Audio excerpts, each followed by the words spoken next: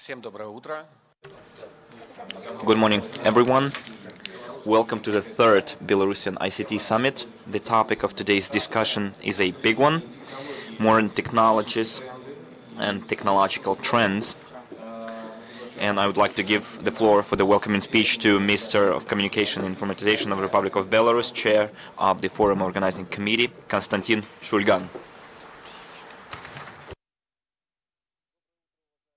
Good morning, distinguished colleagues. I'm very pleased to see you here. We had a more merry event yesterday. I guess those who participated in it enjoyed it. So since we're here again here, it's time for serious business. So the time is ripe, and I would like to give you in a nutshell a overview. So for several years, the country has been pursuing the policy aimed at effective informatization, transformation of all industry sectors, because all those processes cannot be stopped. Whether we want it or not, life makes us do it, and our task is to make it quick. Because I'm not going to reveal a secret here, those who are ahead will receive a fair share of the effect that the technologies bring. As for our country, and in view of today's event, I would like to say that undoubtedly this issue can be split into several parts. The part which is taken care of by the state, and not in terms of effective governance, but also in terms that all those processes and technologies can serve for the benefit of communication between the state and the society. Of course, it also relates to a very important aspect of this process: business. Economy is the cornerstone, as numerously mentioned by the President, and all present here, I guess, realize the importance of those words. There are a lot of examples of pursuing implementation of this policy and technologies across different ministries and agencies. I'm not going to dwell on specifically on any of them. I can say that there are large-scale extensive technologies like e-health, and I guess we should also mention here the term of e-government, although at the forums of our event other terms are mentioned like digital government, but I guess you can call a rose whatever name you want. It will smell as sweet, and it won't change the meaning behind those events. The digital transformation should be carried out in certain global areas. And in our settings, it is the development of the 5G mobile communication. You heard about it during our event. You saw the relevant stands. Yes, it is still future, but improvement and upgrading of technologies involves the duty to correctly implement them. When we're talking about mobile communication, we realize that instead of a phone attached with a cord to the wall, a device came which you could take along, and it was a technological replacement of one device for communication for a more convenient one. Now, the new mobile technology and devices are not simply devices. It's an instrument used in the real sector of economy. It allows using it in different sectors and production areas. And for it to become effective and to use it effectively, we have a philosophical question: how to do it properly. And we shouldn't make a mistake here, because whenever certain speakers say undoubtedly there is no a magic bullet or a panacea that can be given to the Belarusian business, So here we need to be able to collectively discuss those issues, hear each other, and understand the interest of us all, so that the way the smart architects do, we should take into account all those aspects and to produce the maximum effect from the implementation. Also another important area is the Internet of Things, which is based on 5G technology too, and this is not a narrow field either. We're talking about the production of those devices, things that are going to be used. It is also about the production of a wide range of devices that can be used both by human beings individually and that can be used in the production cycle, so that our production is less expensive and more efficient. Also, I would like to touch upon the following areas: big data, analysis and processing. Whether we want it or not, those processes are already ongoing. And as a regulator, the way I see my task is to make sure that those processes have their own rules, clear for all, and that can be used by all of us. I'm meaning the stakeholders who are affected by those rules, like mobile operators, state entities and authorities that have those big data. And I guess we have more questions here than answers, but I don't think we should be afraid of it. The draft law is being developed aimed to protect personal data. We have authorities that will take care of it, but without the participation of business in terms of the understanding what data flows are there, who needs them, in what form, what are going to be the methods in place between organizations, and what issues have to be regulated. So I'd like to also mention other aspects without which modern trends cannot simply exist. When we say that the economy is the cornerstone, and when we talk about the specifics of our country is a agricultural and industrial country. In my opinion, these are two trends that we need to take into account when we propose our technologies and introduce them into the real economy. And I would like also to share with you the impressions of our, let's say, foreign guests who emphasize the high level of education of our specialists, who are involved not only in the IT sphere, but also in the real sector of economy, in the production, in agriculture, and by generalizing it all and summarizing it all, I guess it will be right for me to say that we are on the verge of creating a digital country. This is not a slogan or a trend or something that is a remote future. The central stand of the Ministry of Communication and Informatization, you could see that they try to show the idea of traceability. Well, but I guess the traceability of goods and etc. does not reflect it fully.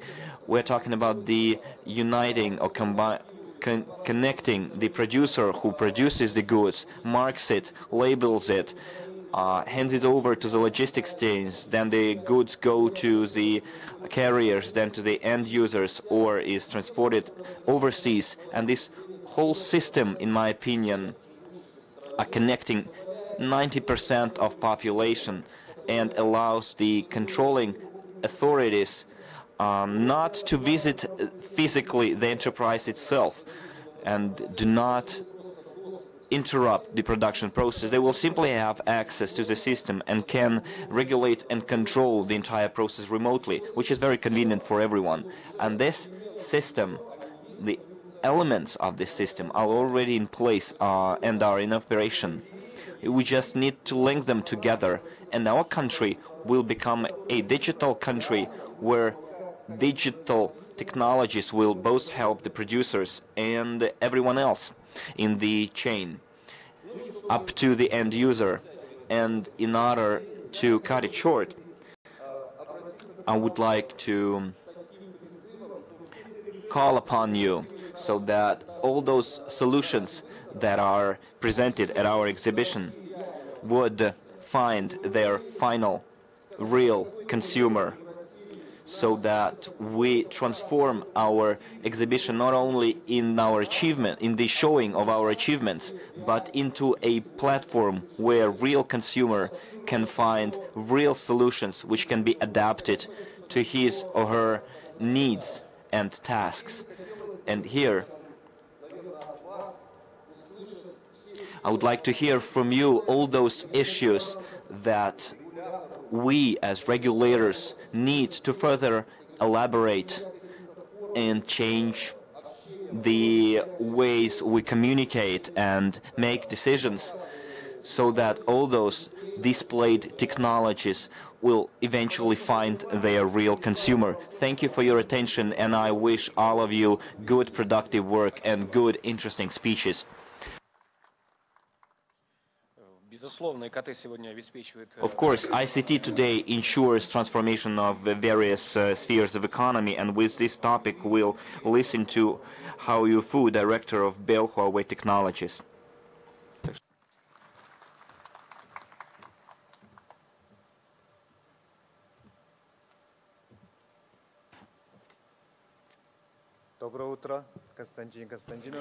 Good morning, Konstantin Konstantinovich, dear ladies and gentlemen. It is a great honor for me to speak before you.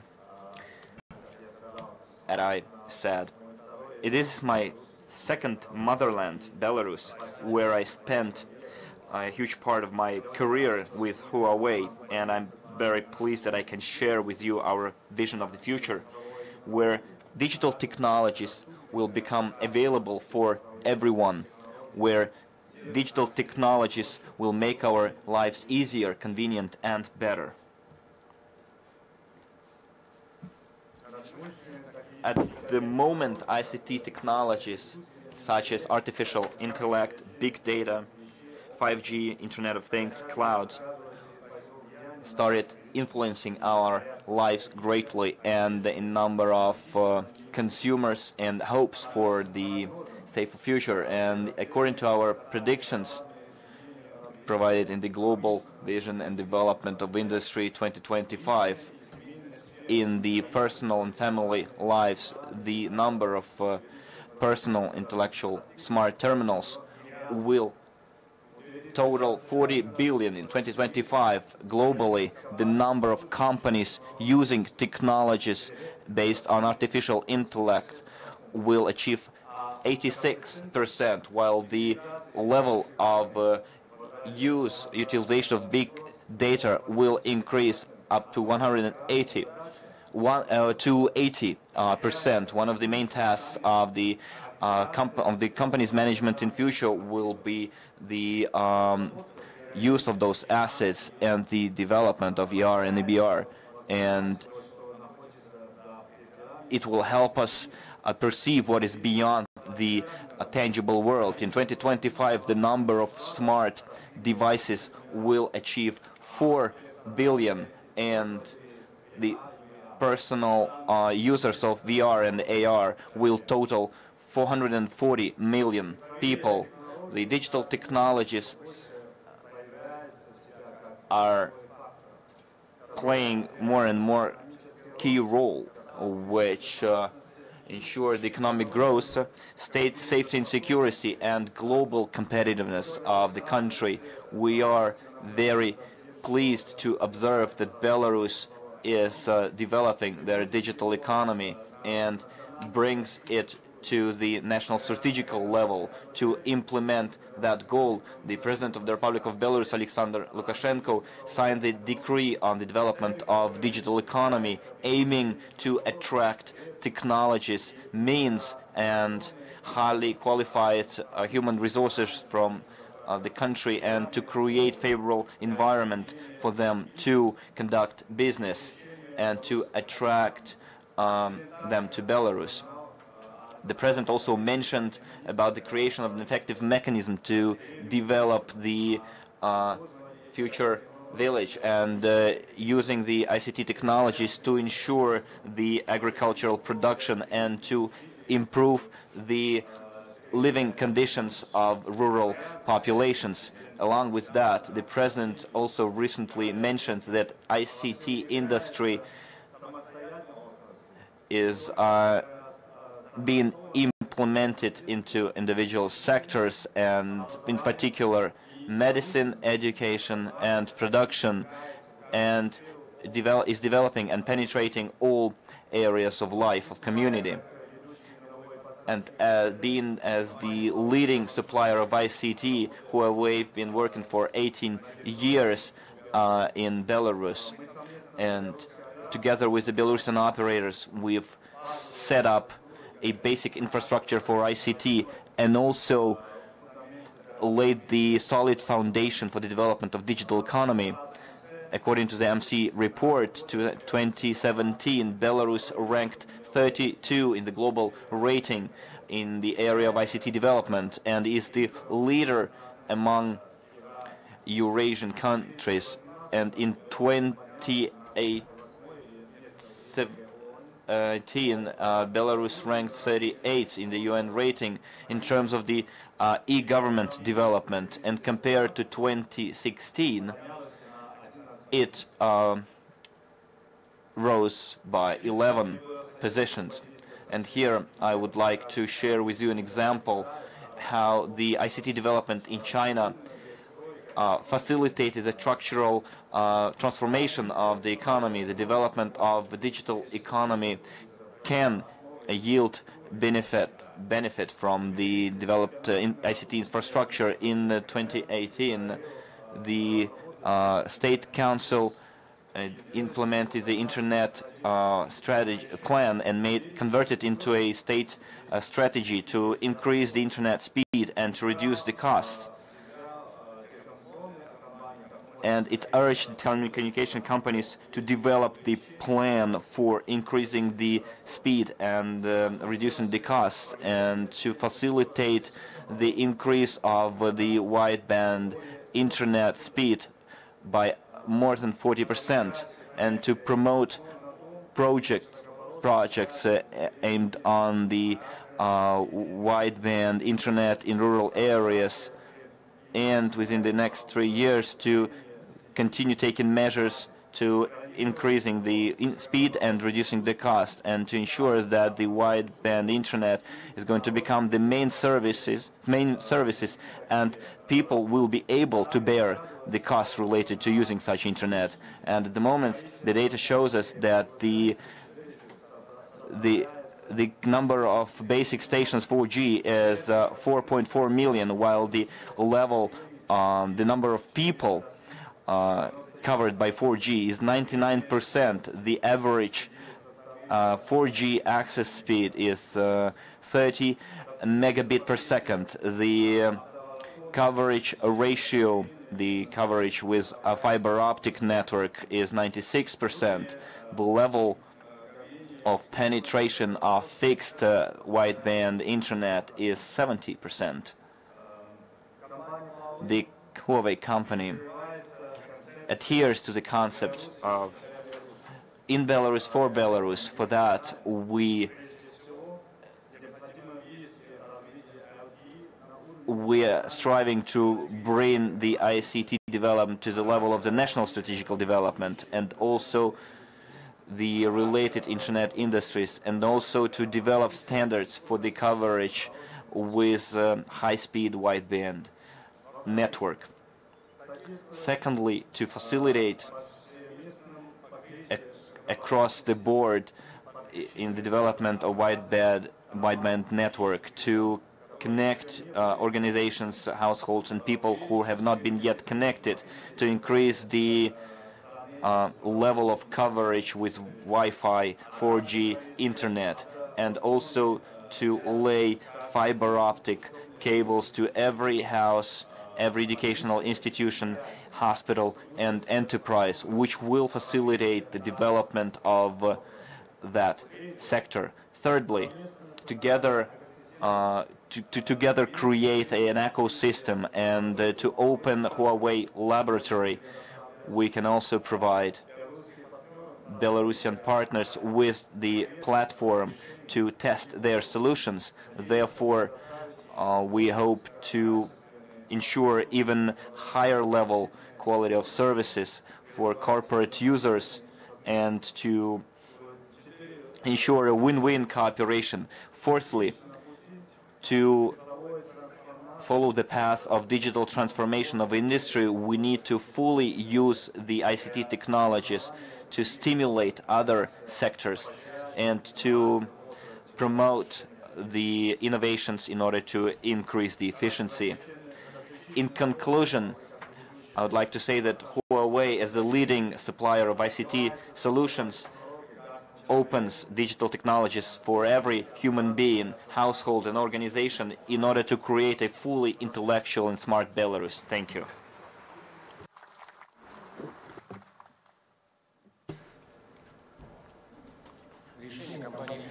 Solutions of MTS company, decisions of MTS on the way to digital transformation. Vladimir Karpovich, CEO of the Mobile Telesystems company, will speak about this. Good morning, dear participants of ICT Summit. In my presentation, I would like to share with you our experience, which aims to, I believe, to achievement of the common goal, digital transformation, both for the benefit of the business and economy.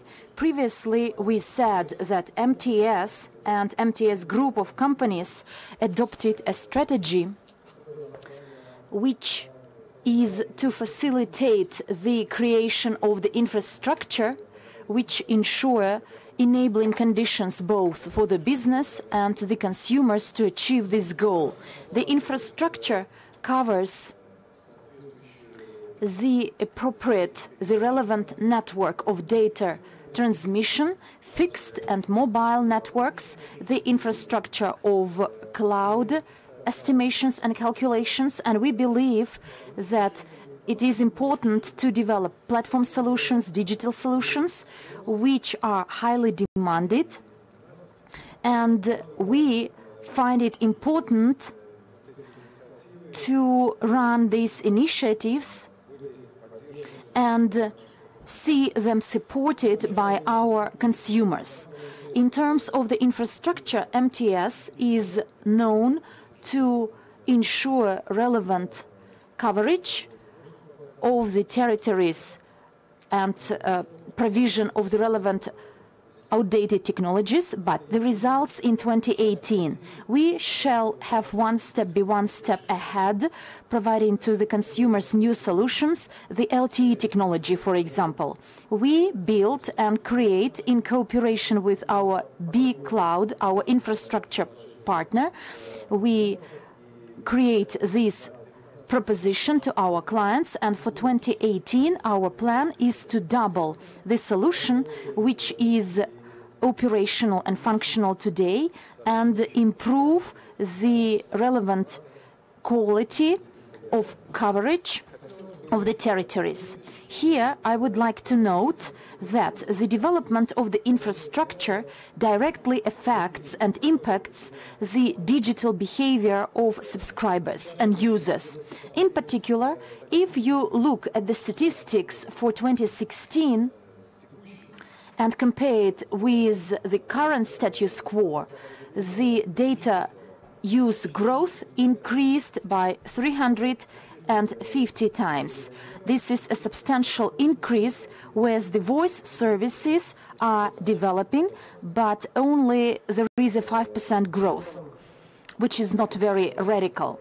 Meanwhile, the traffic generated by the subscribers through the LTE technology already surpass the traffic of users of 3G.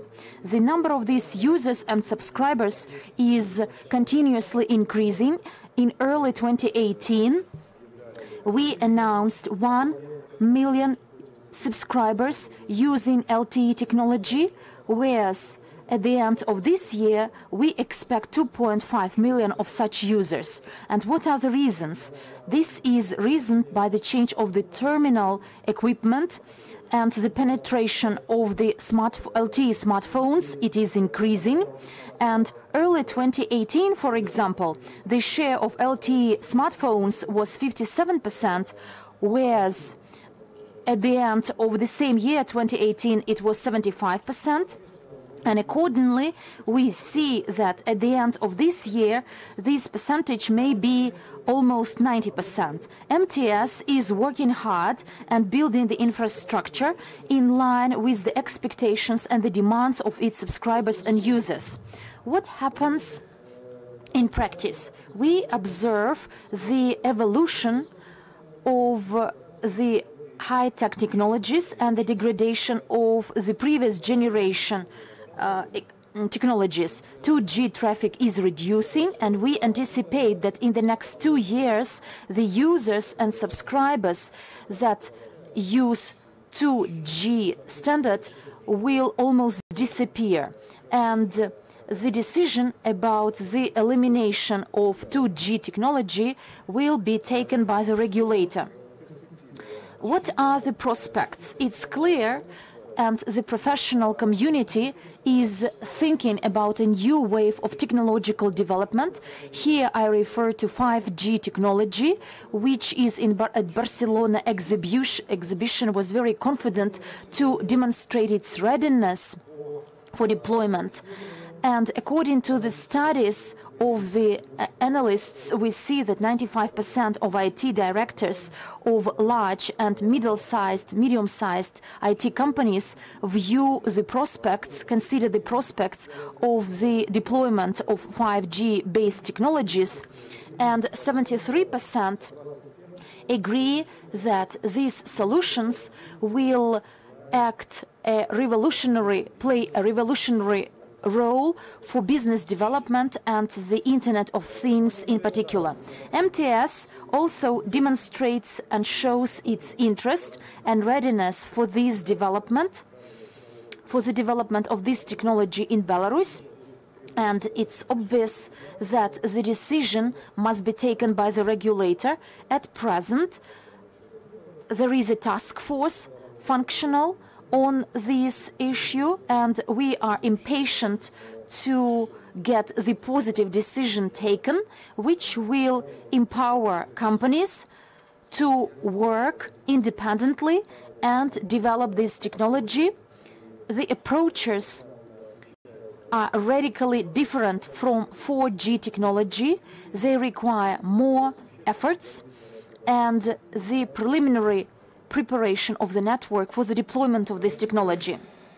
The development of the infrastructure impacts the formation of the digital environment, digital habits of the users and businesses, and also lead and provokes the demand for these services. We see that our expenditures on the advertising and promotion through the internet are quite comparable, and it means that our clients today are already on the internet, and we actually more incentivized to develop in this regard. The internet environment, business, commerce, health, education, service sector also become digital. And I would like to say a few words about a different dimension, that is the Internet of Things, the infrastructure of the mobile operators. And the implementation of this technology is quite effective and cost efficient, since this technology is based on the already built infrastructure in our country. We had the relevant decisions taken by the State Committee on the radio frequencies, and the operators are mandated and empowered to create and build this infrastructure and provide these services.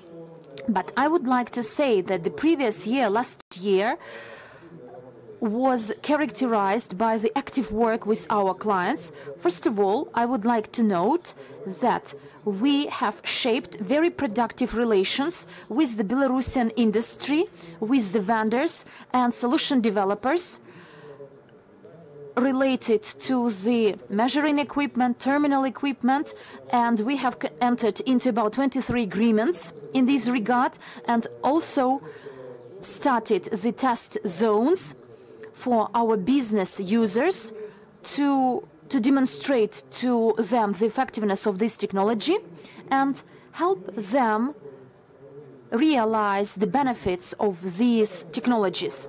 In particular, I would like to pay your attention to our project with Minsk Oblast Gas. We launched the test zone in Radashkovich, Vileika, Narchi, Logoysk with Vodokanal in Minsk.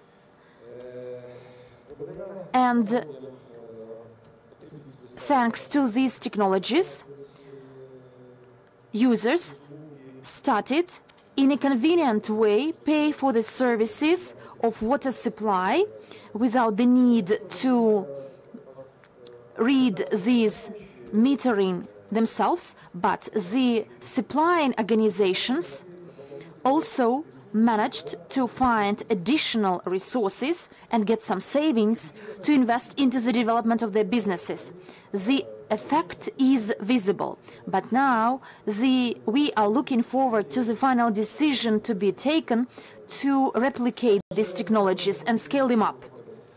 I would like to share our experience in the farming sector, the monitoring on the status of the cattle. This project was implemented in Agro Farm Ždanovichi. It was 100% effective and efficient under this project, which actually aimed to increase the amounts of milk generated and improve the health of the animals. And the relevant tools were provided to the farmers, and the outcome, as I told you, already was 100% efficient and effective.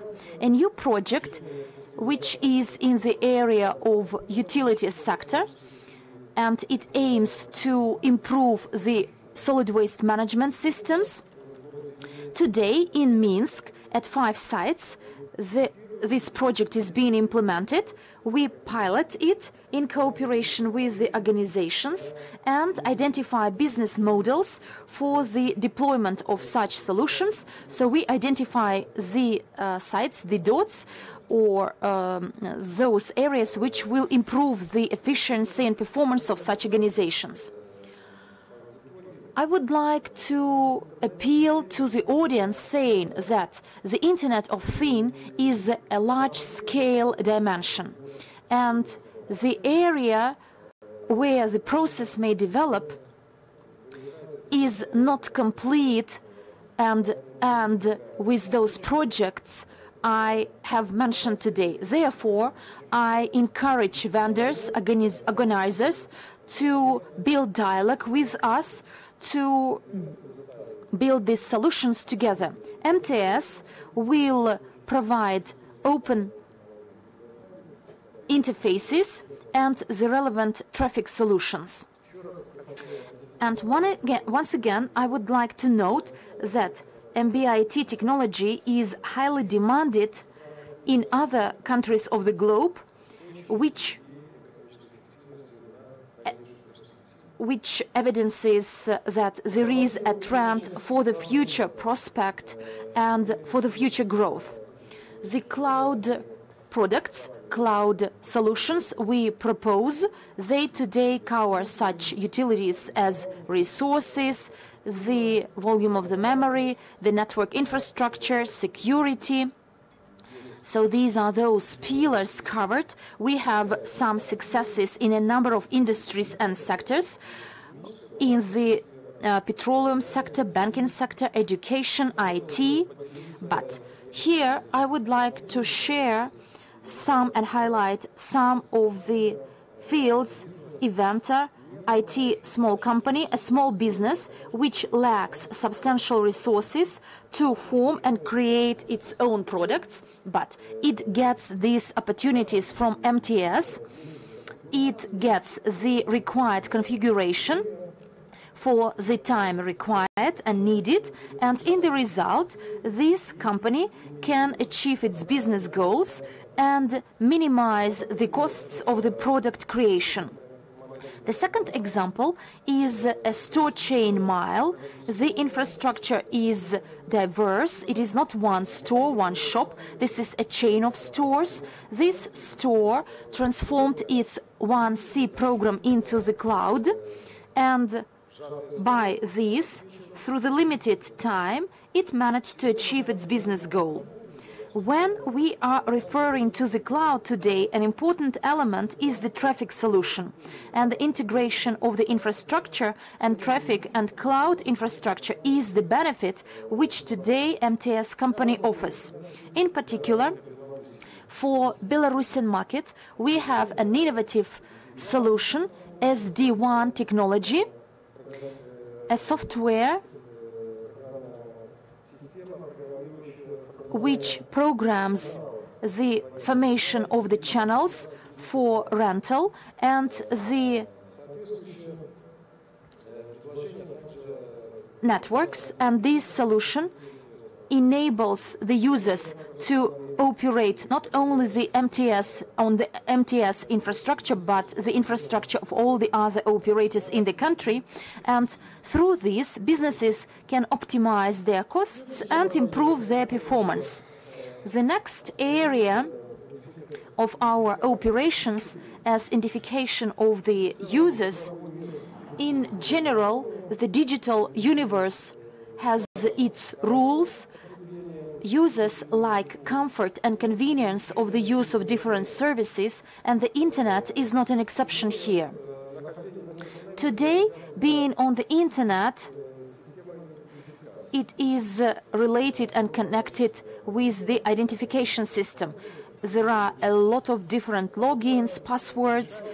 The problem can be, the challenge can be addressed, and for this we offer a new solution, Mobile Connect, the technology which itself was developed by GSM Association at the Barcelona exhibition. Three mobile network operators from Belarus, Live, MTS and Volkov signed an agreement, and this technology by the end of this year will be commercially available. What benefits does it provide? It provides to identify and authorize subscribers on different platforms through the mobile telephone number. The registration is very fast and easy, and there is no need to memorize this set of login and password. And then it's also important that this technology offers full security of the personal data. And in addition, I would like to say that we have a positive development of the digital signature technology, MTS ID. We have new services available on the state portal of e-services, namely the execution of the electronic tax declaration, submission of the relevant information to the Social Protection Fund. And we see that this technology will be highly demanded in case of legally significant actions and acts taken by individuals and legal entities. The company was active, and for this ICT forum, at this ICT forum, we offer new fintech technologies and solutions. Over the last year, there was a radical change. Banks and operators came to an agreement and understanding, and two products which today are announced. They are MTS card. This is a plastic card which is attached to the smartphone number, and it is administered through the phone number balance. You can withdraw cash, transfer money, acquire online loans and credits, and this card will also have a cashback service. This is quite convenient and easy for the users, and this project is implemented in cooperation with the Dobrobyt Bank. Yesterday we also announced a new product, MTS Money, in cooperation with Belweb Bank, and it offers a very fast online crediting. More than 10 million owners of Master and Visa card can take loans in 1 minute after entering their registration data. The model, as we see it, is quite in demand because there is a certain period when the fee is not levied from the subscriber and you can redeem the debt or pay back the debt prematurely. So the new thing that we came up with is Smart University. So the MTS group of companies is transforming in the area of creating solutions. And in particular, our Russian company came up with this new product, Smart University. We're talking about English language courses. Belarusian journalists took the courses and we saw positive feedback. Yet the platform will still be further elaborated and we're going to position it as an outsourcing solution for educational institutions and individual teachers. In terms of the service provision, what benefit it gives to the teachers? It first of all gives you access to client, to consumer, and enables you to address all relevant issues, including payment for services. At the moment, the customer base of MTS is 5.5 million subscribers. We're also working in the area of health. We've announced a product last year. The work is built on consolidation of integration of that system into the general system in Belarus, which is constantly developed. And in conclusion, I would like to mention an important area. It's our activities in the area of corporate and social responsibility. The activities are aimed to take care of people. We meet the global agreement principles. We striving to achieve sustainable development goals, and first of all we develop products for certain social groups of population which require such support. Among interesting projects of recent, I would like to point out our cooperation with the Ministry of Education and UNICEF related to education of kids and identifying issues related to cyberbullying, etiquette or morals, and an exhibition was held in Minsk. 4,500 kids were involved. Now the exhibition is being held in Gomel. What we can observe, the issue is there. The issue of cyberbullying is there. 36% of people faced cyberbullying, and only half of those children reported this problem to their parents. Therefore, we intend to continue working with UNICEF on improving the relations in that area. In particular, we're going to collect money, to raise money, to do the fundraising in order with the participation of UNICEF, and we're going to send that money to address the issue of improving the environment for children.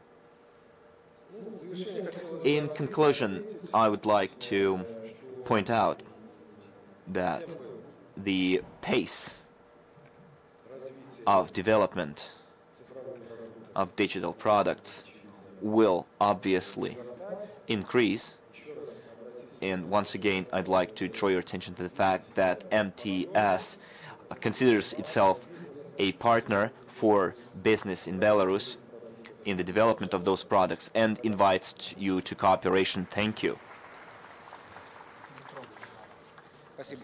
Thank you very much. The next topic is the architecture of eco-structure, how to raise business competitiveness in the digital era. I'm giving the floor to Yulia Lakhmotkina, Director of Schneider Electric Bell, LLC.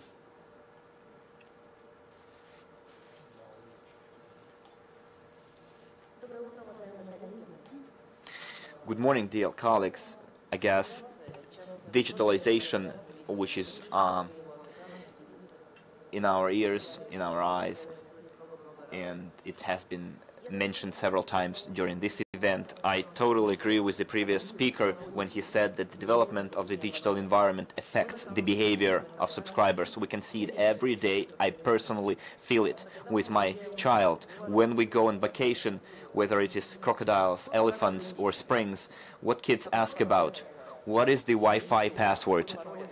We're not talking, he's not asking whether there is Wi-Fi, he's asking what is the password to Wi-Fi. So we saw the increased pace of development of our economy, and it is becoming a truly digital economy thanks to the key events in the clouds, artificial intelligence, and it changed our life greatly. And for young generation, the access to digital technologies is the foundation of their life. And the digitalization is one of the mega trends that we need to take into account.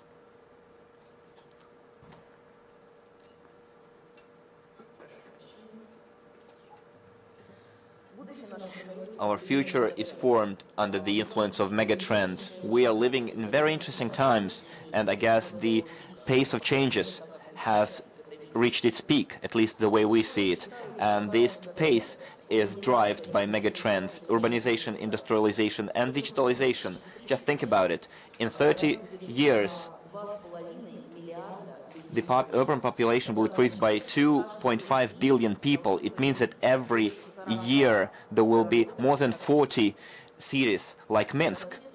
And naturally, to support that migration to cities, we need energy. The demand for energy is going to increase drastically on the one hand. On the other hand, we know that still on our planet, more than 1.5 billion people don't have access to stable electric power.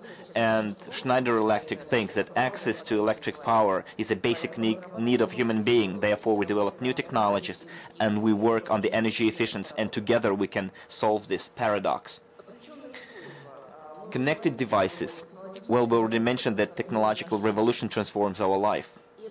And this happens at a very amazing speed. And recently, digital technologies changed our business environment unrecognizably. Think about it, as the previous speaker said, only in the next year, tomorrow practically, there will be 10 times more connected and interconnected things than human beings, than 10 times more than we. Machines will be connected to other machines. Why is it so important for us? The prosperity in digital economy is based on the capability to promote today's environment of digital innovations, including the next wave of the Internet of Things, artificial intelligence and machine learning. As an innovation leader and developers of technologies that are going to feed that economy, we are playing an important role in the correct transformation of digital data by providing technological experience, which based design and nature solves specific problems of consumers and our clients. So what is important? We are using in our work dynamic ecosystem, and that dynamic ecosystem accelerates digital technologies. To put it rightly, we're using this ecosystem for the ideas that inspire and accelerate digital transformations. Schneider Electric used that dynamic system, and this is a real value that we see in the Internet of Things. What this ecosystem gives us and what the development of the Internet of Systems gives us: operational efficiency and sustainability. And those benefits go beyond the framework of the technology. If you take a look at our dynamic ecosystem, you'll see that the clients are an integral part of that system, and the process of our ideas start from solving a specific client's problem. It's difficult to say that a client comes to us and says, we'd like to implement the Internet of Things. People come to us with specific problems and tasks. Our ecosystem-based approach allows us, on the one hand, to fastly scale up the innovations in accordance with the needs of the clients on the final markets. On the other hand, in the ecosystems includes not only our international relations with our global R&D institutes, but students and startups. Indeed, startups have things to teach us. Well, recently a lot of startups became billionaires over a very short period of time, although a lot of startups disappeared from our radar. But there are things that we can learn from them and use in our ecosystems. In the form of ideas, we provide developers with more opportunities. Together with our partners, suppliers, and clients, we achieve more as the ecosystem grows. Our ecosystem is a dynamic, open system. It takes the best from inside and from the outside. So what we see today, we see that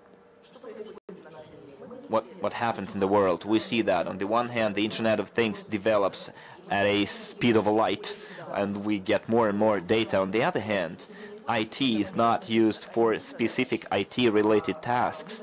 We're talking about that IT is used for operational technologies, for life, for business, simply put it. And those two aspects is the basis of our eco-structure, our platform of our eco-structure. Interesting data is about the unfulfilled capacity in different sectors. Take a look at the last column. It shows us that in buildings we can increase the efficiency practically 5 times. What we use now, what we compare it to what can be used, is we use it only at 20% capacity. There is huge potential here. In Schreider Electric, we see our mission in helping our clients make the world more environmental friendly and to reduce the cost of our clients. And using EcoStructure, we are working with untapped potential in different sectors. This is our response to the challenges brought by digital transformation. If we take a look at our platform, EcoStructure platform, we have knowledge and experience on 4 types of tasks that we are able to solve. Smart buildings, in order to address such tasks in clinics, offices, the data processing center, industrial plants, weightlifting cranes, huge factories, and networks within the region or entire country. 4 specialization, 4 types of tasks. And for each type of task, we have developed we have already developed, we don't need to develop again. We have developed more than 30 advisors. Advisors are counselors, smart counselors, who represent a specialized tool for the specific roles. And to work, and for those smart advisors to be able to work, we use the medium level of our platform as a data suppliers. And the basis for this is the equipment. Well, digital equipment, smart equipment, and connected equipment. If we take a look at our system, maybe I told you from top to bottom, let's look at it at bottom to top. It's connected devices, smart devices that can be connected, devices that can transfer data. Then our administration or management, we're talking about the hubs where those data are collected, and then devices that we can analyze and talk to us when the predictive analysis is taking place. And I wouldn't be totally honest if I didn't tell you such an important thing as cybersecurity, because many people, when they say digitalization, they forget about mentioning cybersecurity. In our company, we focus on cyber security, and depending on the task, we use different solutions in order to ensure cybersecurity. It is ensured both at the level of individual connected code and within the transfer of data between the modules in the system, the entire system. So why our clients use the EcoStructure solutions? Because this solution is used not only globally, but also in the CIS space area and by companies here in Belarus to increase the reliability of services, to increase the launch of new services, to increase the efficiency, to reduce costs, and to increase the profits and profitability. And every client has its own task. Most often financial and public sector clients focus on increasing the reliability of services. Telecom, for example, mainly focuses on increasing the speed with which the services are launched to differentiate their business, and we're working on making our clients' business, when working with their clients, becomes more successful, because our success is the success of our clients. What else should I mention here? On the one hand, we're all mentioning digitalization. We mention such words as platforms, different tools developed by different companies. But the thing is, it is not the technologies that are the drivers of digitalization. In my opinion, the strategy manages the digital transformation, governs the menu. I don't need saying that we're living in a digital world and we need to keep pace with the time, even be ahead of the times. And in order to, if you take a look at the research conducted by a very respectable agency, you'll see that the managers are not very much willing to do it. We are not always ready for it. Let's take a look at the columns here, and if you read the text, you'll see that when answering to the question what difficulties employees face when introducing digital transformation, implementing digital transformation, they say that they have a lot of other priorities. There is no strategy, there is no technical skills, etc. Those are issues that are not issues related to tech. That should be addressed by the technical specialist or ordinary employees. These are the issues to be addressed by us, by managers, and only those companies that focus on the digitalization and reflect the trends in economy and business can be really competitive. We, Shrine Electric, developed our platform, EcoStructure. It is dynamic, open, safe, and secure, and innovative, in our opinion. We are ready to help you, our clients, to increase your competitiveness by introducing digital technologies. My team and I are ready to take your questions during the break, and we'll be glad to talk to you. Thank you very much. Управлении инфраструктурными объектами как частью решений умного города расскажет Владимир Витер, заместитель директора по науке. Managing of infrastructure as part of the smart city solution. This is a presentation to be made by Vladimir Viter, Deputy Director for Science, Newland LLC. Good afternoon, ladies and gentlemen. As a start, the British scientists recently came to one discovery, that winter, indeed, and the first snow in particular, always come unexpectedly. And I continue. On a regular basis, when I speak at different fora, we are very brave and confident to use the term smart city. It seems that everything is fine. Smart, a smart smitty. But the brains started being curious what a smart city is, and it turned out that Wikipedia defines it as a concept of integration of several digital technologies and the Internet of Things. And my next question is what Internet of Things is.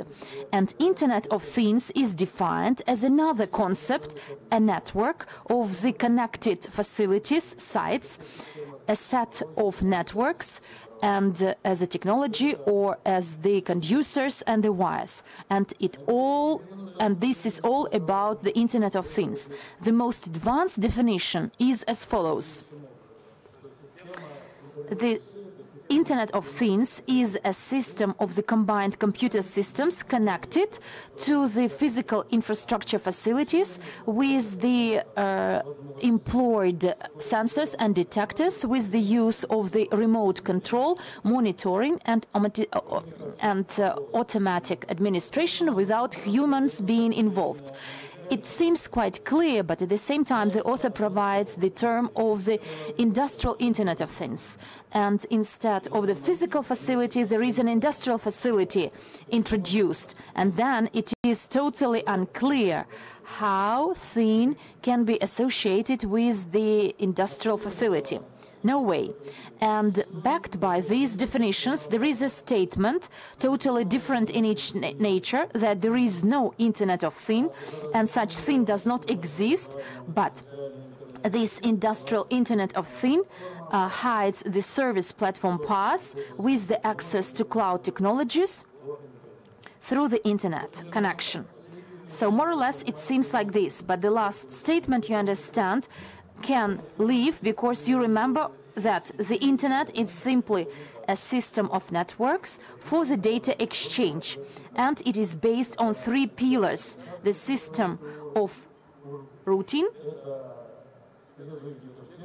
the language of the hypertexts, and the protocols, and nothing else. These protocols know nothing about the industry, about the things, and industries know nothing about HTTP. And then the question rises. The term, the Internet of Things, was introduced 20 years ago in the last century, and we cannot say what the IoT.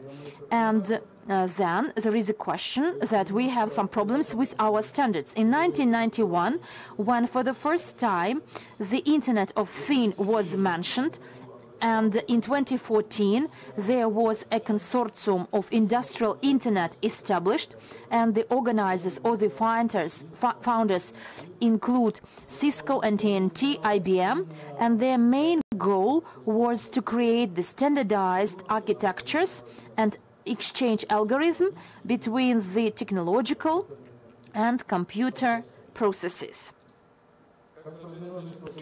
How we proceeded in standardization process. In 2015, the International Telecommunications Union established the Commission, MSTRT, to address IoT and its apps, including smart cities and communities.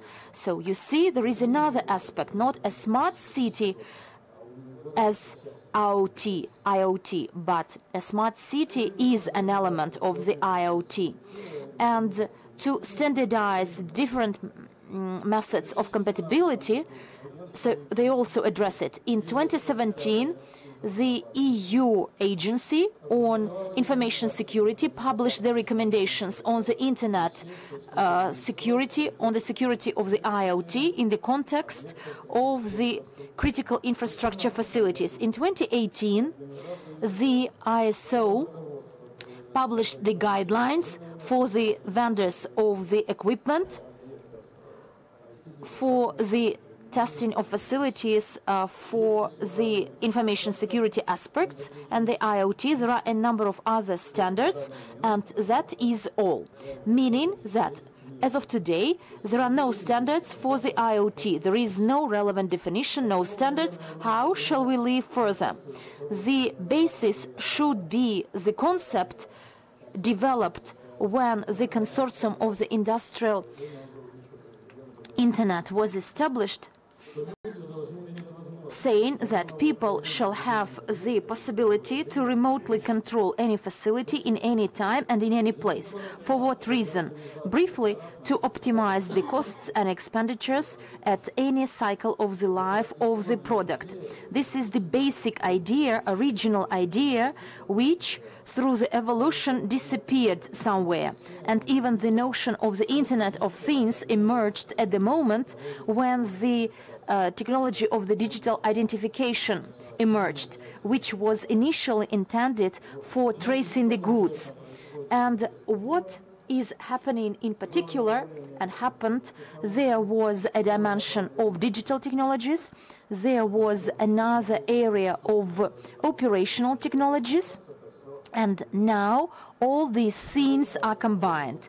And from what I said and from our experience, there is a structure of the IoT. Sensors, some channels of communication, some processing equipment, some channels of communication of different level, clouds, and big data. Meaning that the IoT exists, but it does not exist at the same time. And it implies that we shall be very critical in addressing any forecasts and predictions, and I will explain what I mean. This is the background of my company, how nice we are, where we participate, and this is one of the scheme of the IoT evolution from one of the publications. And then there is a question how this evolution is different from the computers. Actually, it differs nothing. There is no difference. There was a computer, then there was a network, then there was a set of networks. Let's explore further the technology of communication. Does it say something new? Quite probably not. Over the last time, we hear NB IoT, Gora IoT, but actually we had it previously. Then we see open standards, and all these acronyms will on the internet show you the particulars of the standards, and finally the scheme of the IoT. Quite small circles, and there may be many of them, much more than you see here, including health, education, public safety and security, everything actually. And there is a dot and a comma, and we are moving forward to a smart city, and the situation with the smart city is even worse. There is no clear understanding what a smart city is, by the way. So there was an attempt to describe a smart system, a smart city, through the systems which support its intelligence. This is a list of these systems from two sources. Every system is must to have, but if you see that the correlation is minimum, so two smart cities with multi-sum systems, and are these systems enough for the city to become smart? And when a serious McKinsey agency say that by 2020 there will be 600 smart cities available, there is a question due to which criteria. Now Copenhagen, Moscow, Zurich, St. Petersburg and Singapore are included into the list of these smart cities. There is the city of Moscow, and I like it, but how can we call a city a smart city when there are 80 score traffic jams? This is not a city for life. What is happening now? We have the life under the condition of the announcements that the standards are not available, but you must survive somehow. And we are surviving, we have been surviving and will survive in the future. But why we did this? The history of the IoT, as it is described in the Western sources, started in the 1990s, when one practitioner opened its kettle remotely, and in 1999 there was a term of the IoT. By 2000, the Internet of Things got some weight because the number of connected things outcame the number of the population globally. And actually the speaker before me also shared the vision for the future. But the IoT, a simple example from a different sector, some satellite complexes which are used by the army and was deployed in the 1980s. There are detectors, sensors, the system of the decision making, and the red control button. The complex already then could operate automatically without humans being involved. We had these things, and in this context the life continues. A new land company actively participates in the process. So these are the forecasts, and it proves that we need to be critical about any publications. For example, by 2020, the market of the IoT will be 110 billions. The next source of information is serious one. Transport is 250 billion US dollars. If you sum everything up, it will be even more. In the left corner, the number of the connected things or devices, 200 billions, whereas according to the other data, by that time, this number will surpass the number of the population. And this slide is about the way we live with the IoT today, and slide does not open. Newland company designed the system which includes a controller, which receives the signals from different sensors. It can function automatically by receiving signals from different sensors, and through any channels of communication can submit it to the central module. And the configuration of this design is various because the sensor may be in the entrance or in the secured facility. The sensors may be different, but the idea is the same. And we are moving to standardization, that those sensors manufactured, they would be standardized. This slide is open, but it is not complete. And this controller in particular monitors the quality of electricity and power. And in case there is no power, it connects to a different network or monitors the security of some significant facilities, some sensors at the generator site, or they can monitor and control the fuel in the tank, the status of the battery, and they can meter the power, or they can be connected to some alarm and firefighting systems, meaning that this device can receive and can monitor different facilities, including mobile ones, and the mobile chassis.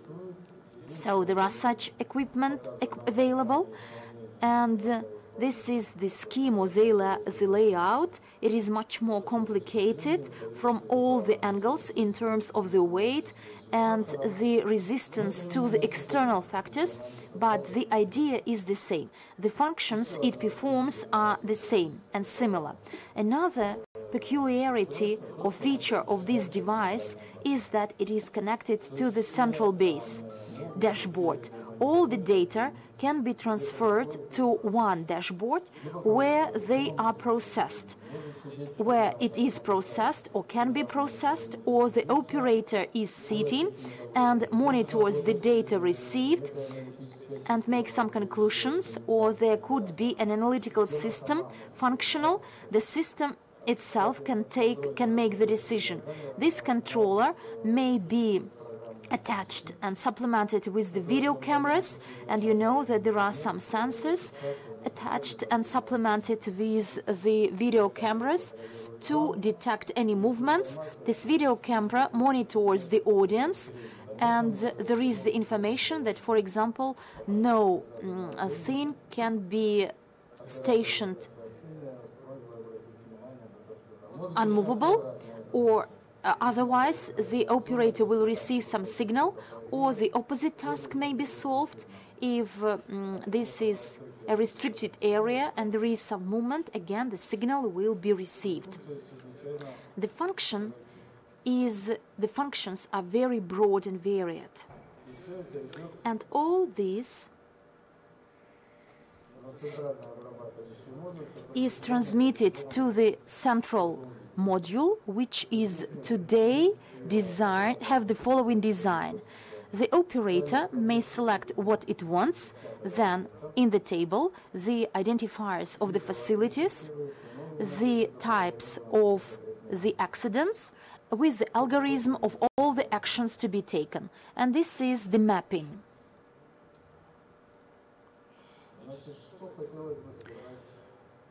Well, in conclusion, I would like to say the following.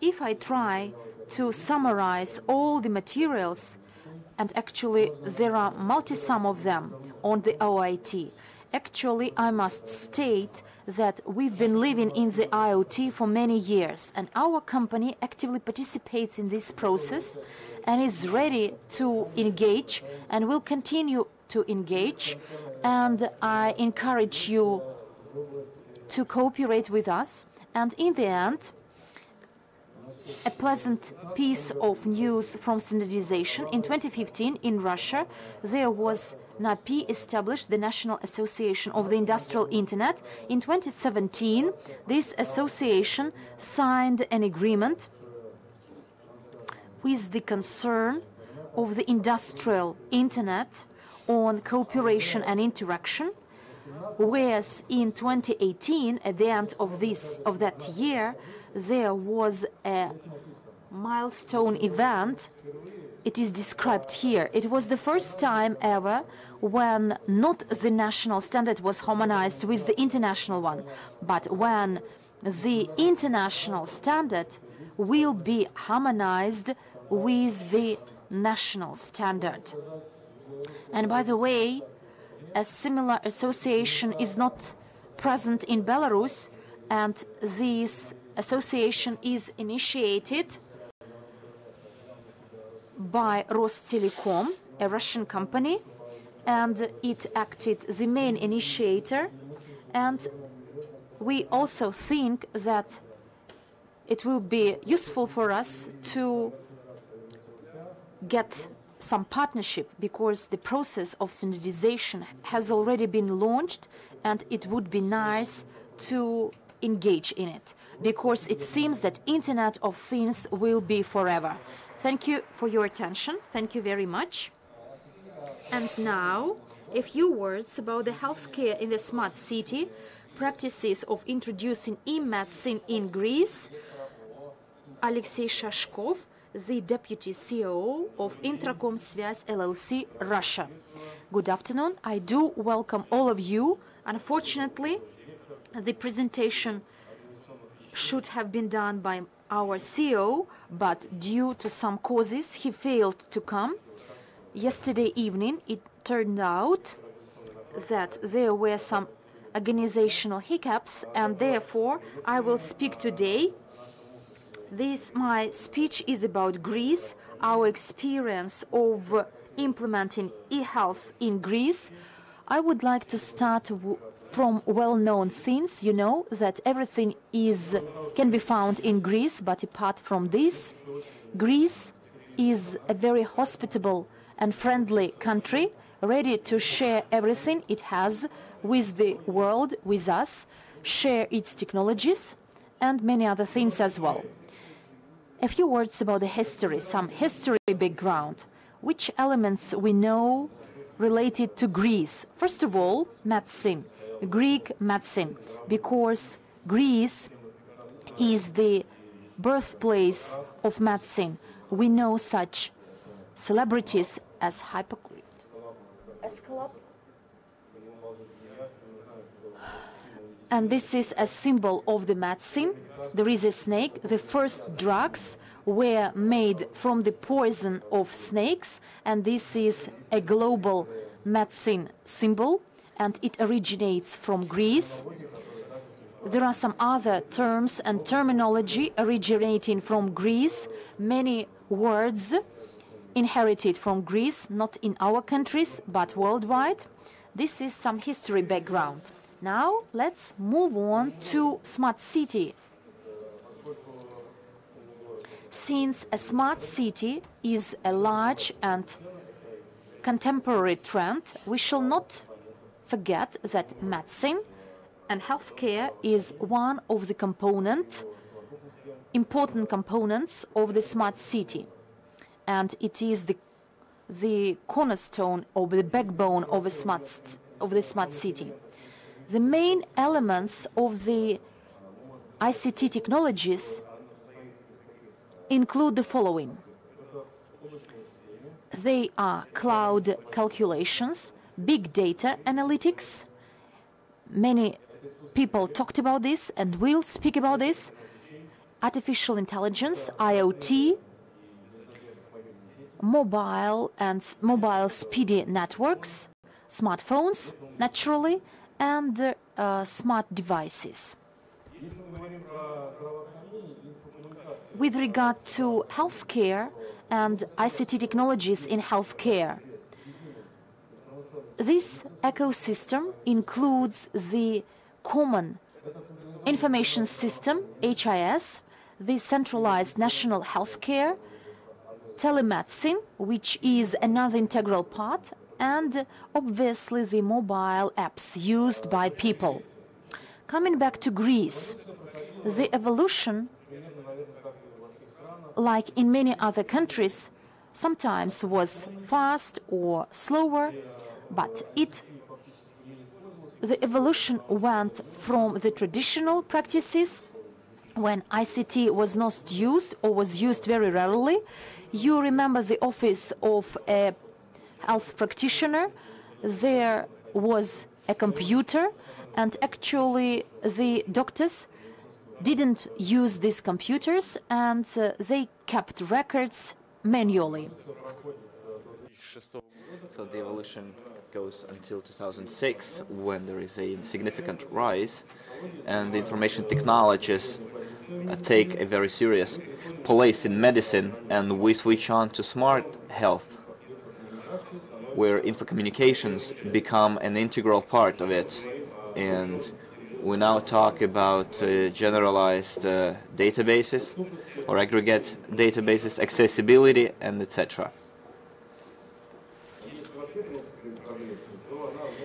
Well, generally, if we speak about Greece, it is very similar to Belarus in terms of its population. It's around 11 million people.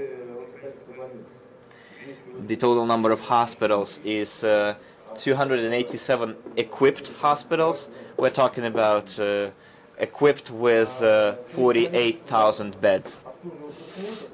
The average number of patients served is 1.5 million. What are the main projects and initiatives are in the area of health in Greece? Well, the information system of hospitals, HIS, e-prescription, and personal health record is the main components of health. As for the infocommunication system of hospitals, I can say the following. The public hospitals started being equipped starting from 2000, and the infocommunication networks were used to cover some administrative needs, like the resources of the entity, procurement, what should be purchased for accounting purposes, and the accounting of patients, keeping records of patients, how many patients were admitted, what illness they had, etc. The systems were localized in every hospital. They had a resource, a database used by that hospital, and private hospitals used their own personal developments. That's the way it was in 2000s.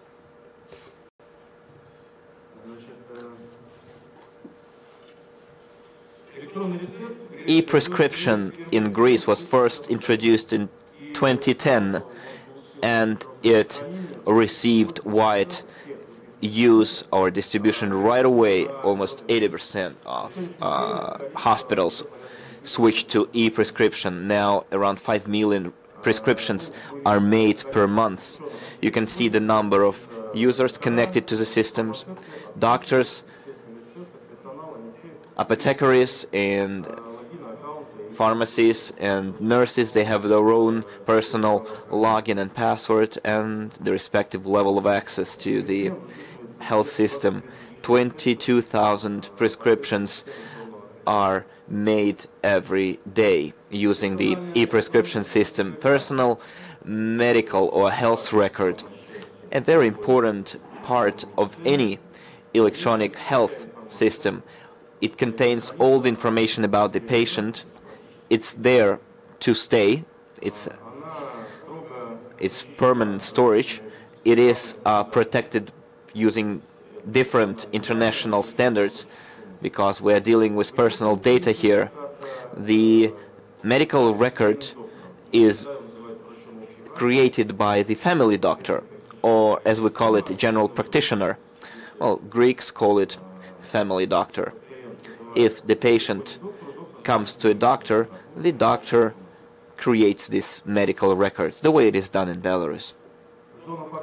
The coverage area with e-health system looks like that. The main map and the island map and the continental part. So you can see almost all areas are covered. There are some difficulties with islands because Greece is an island state.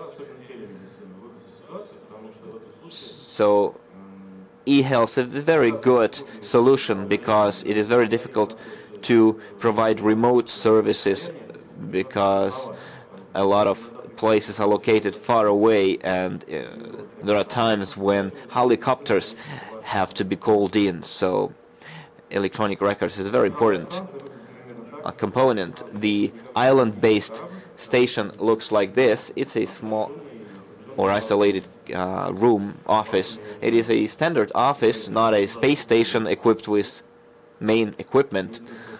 As for the structure of the medical office, this is the way it looks like in a schematic form. On top, you can see the doctor's office,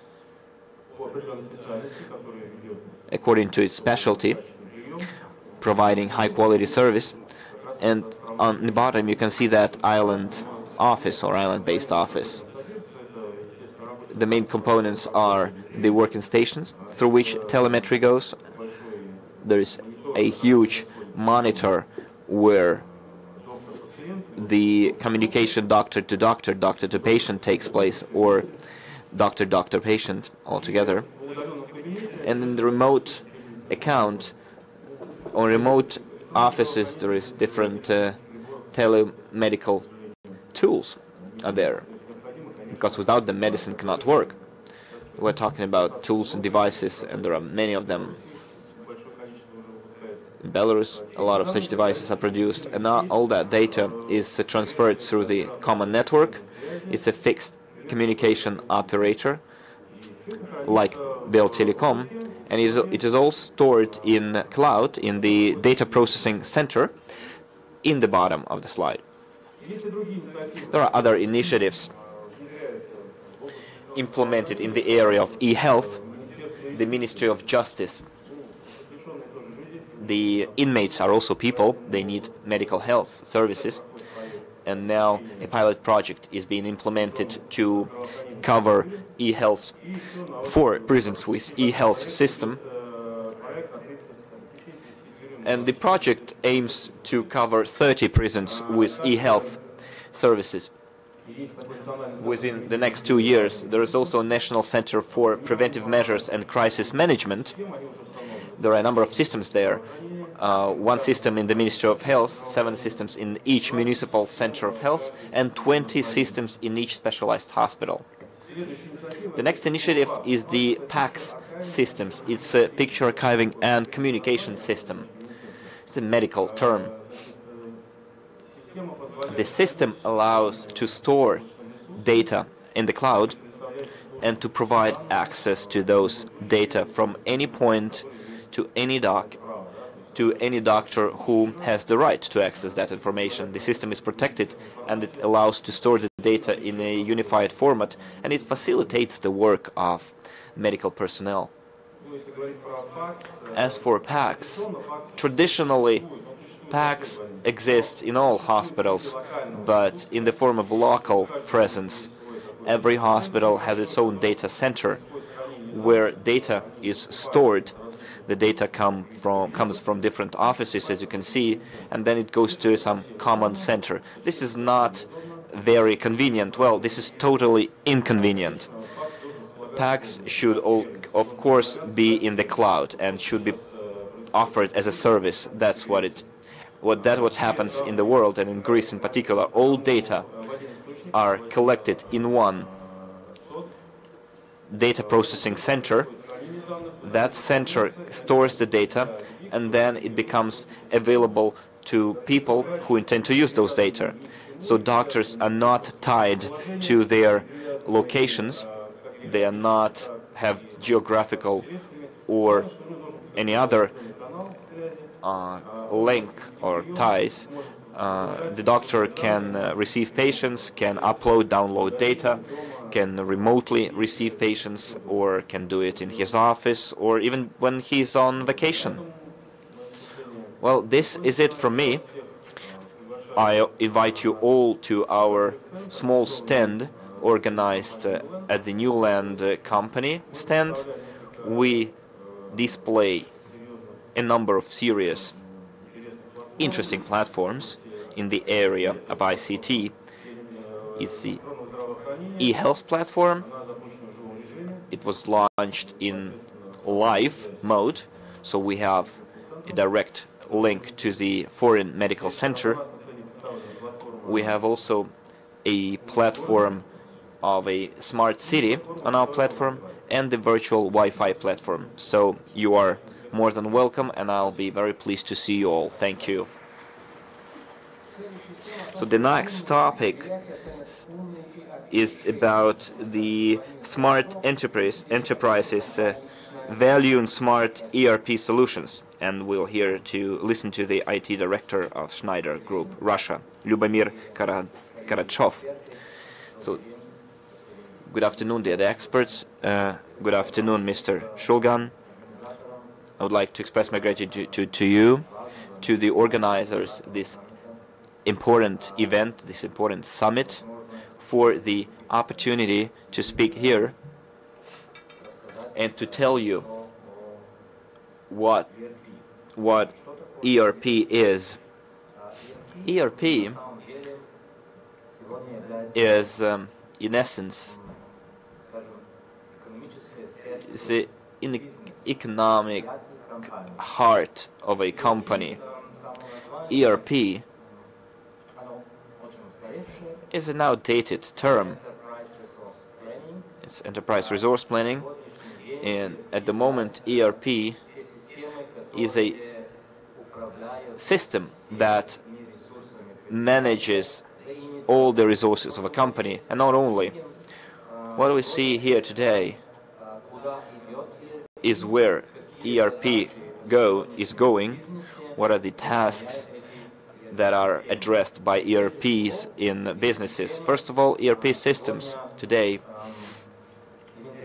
are implemented everywhere in the operative business. I'll show you later on a small example what it means. ERP, you cannot even think about managing an enterprise without ERP. In medium and large companies, that was a well-known fact. But even for small businesses, ERP is becoming a more and more important component for management. Moreover, the more the state participates, the more involved the state is in the business. And we heard today that the state not only standardizes, but also centralizes some kind of control and ensures traceability of business. The more ERP systems become important for the companies developing that business, because all the information needed by the state or states is stored in those ERP systems of the companies. And it has already been mentioned several times that business, I'm not talking about some legal entity, we're talking about people, and business participate either as clients or corporate employees or members of companies. And for them, communication is also important, and communication channels for them are important to communicate with business. So let's start from the basics. The most important things, it's where ERP comes from. It was basically about managing industrial enterprises, automation of some processes. So what is new today? In this diagram you can see somewhere in the center this ring, and it says EDI. EDI is some kind of a cloud through which ERP systems of different companies communicate among each other.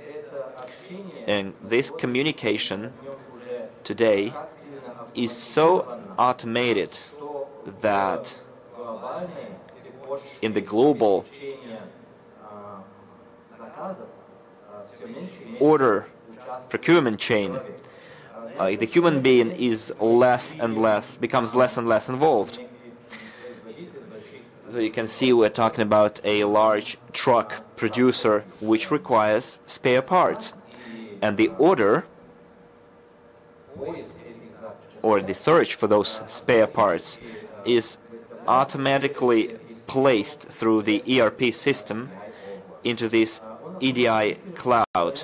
It is automatically sent out to all players involved or connected to this cloud. And if we have a company which somewhere there in the right-hand corner, upper right-hand corner, that produces the required spare parts, then naturally this company accepts the request, and inside this ERP there is a system that checks whether they have those spare parts in their warehouse, and if they are in stock, then a reply is automatically sent with no human involvement. A confirmation is sent that the company is able to supply those spare parts with a specified deadline. If those spare parts are not in stock, then the next step is to check whether those spare parts can be planned for production, for the next production plan, within the next production plan.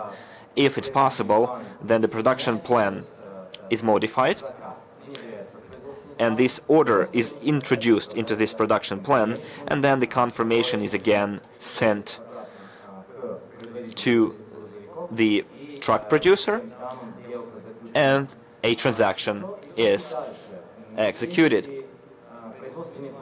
If the production plan cannot accept that order because some components are missing for the production, then the same chain is being set up between the producer of the spare parts producer, who sends a relevant order to the cloud and requests the supply for the components necessary to produce spare parts, and then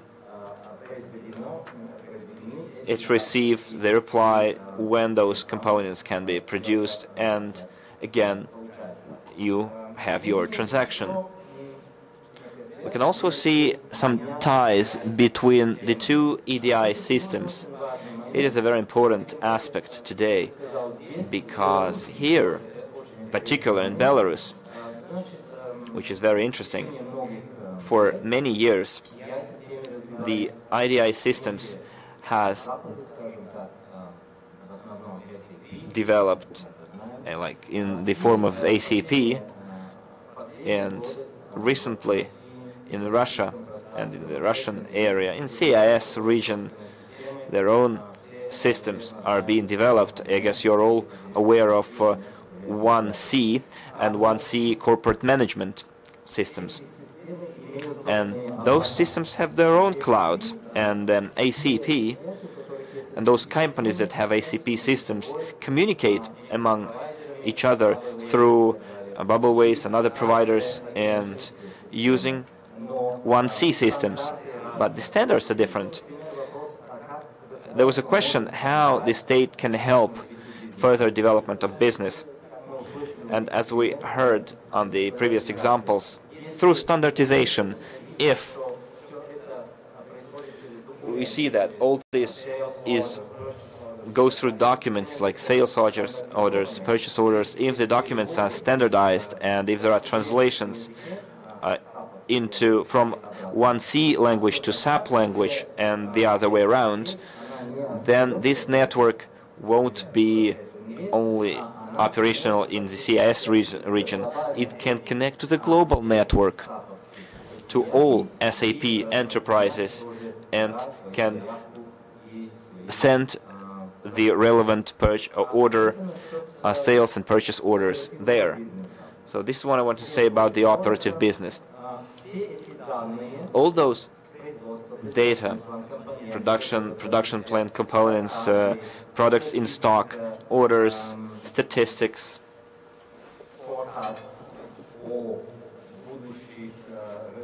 forecasts about the future sales are in that system, and those systems offer more and more instruments for management in order to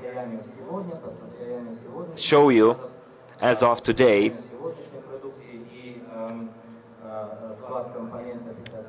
the components in stock, and would enable you to take business decisions aimed to develop your resources, etc., etc.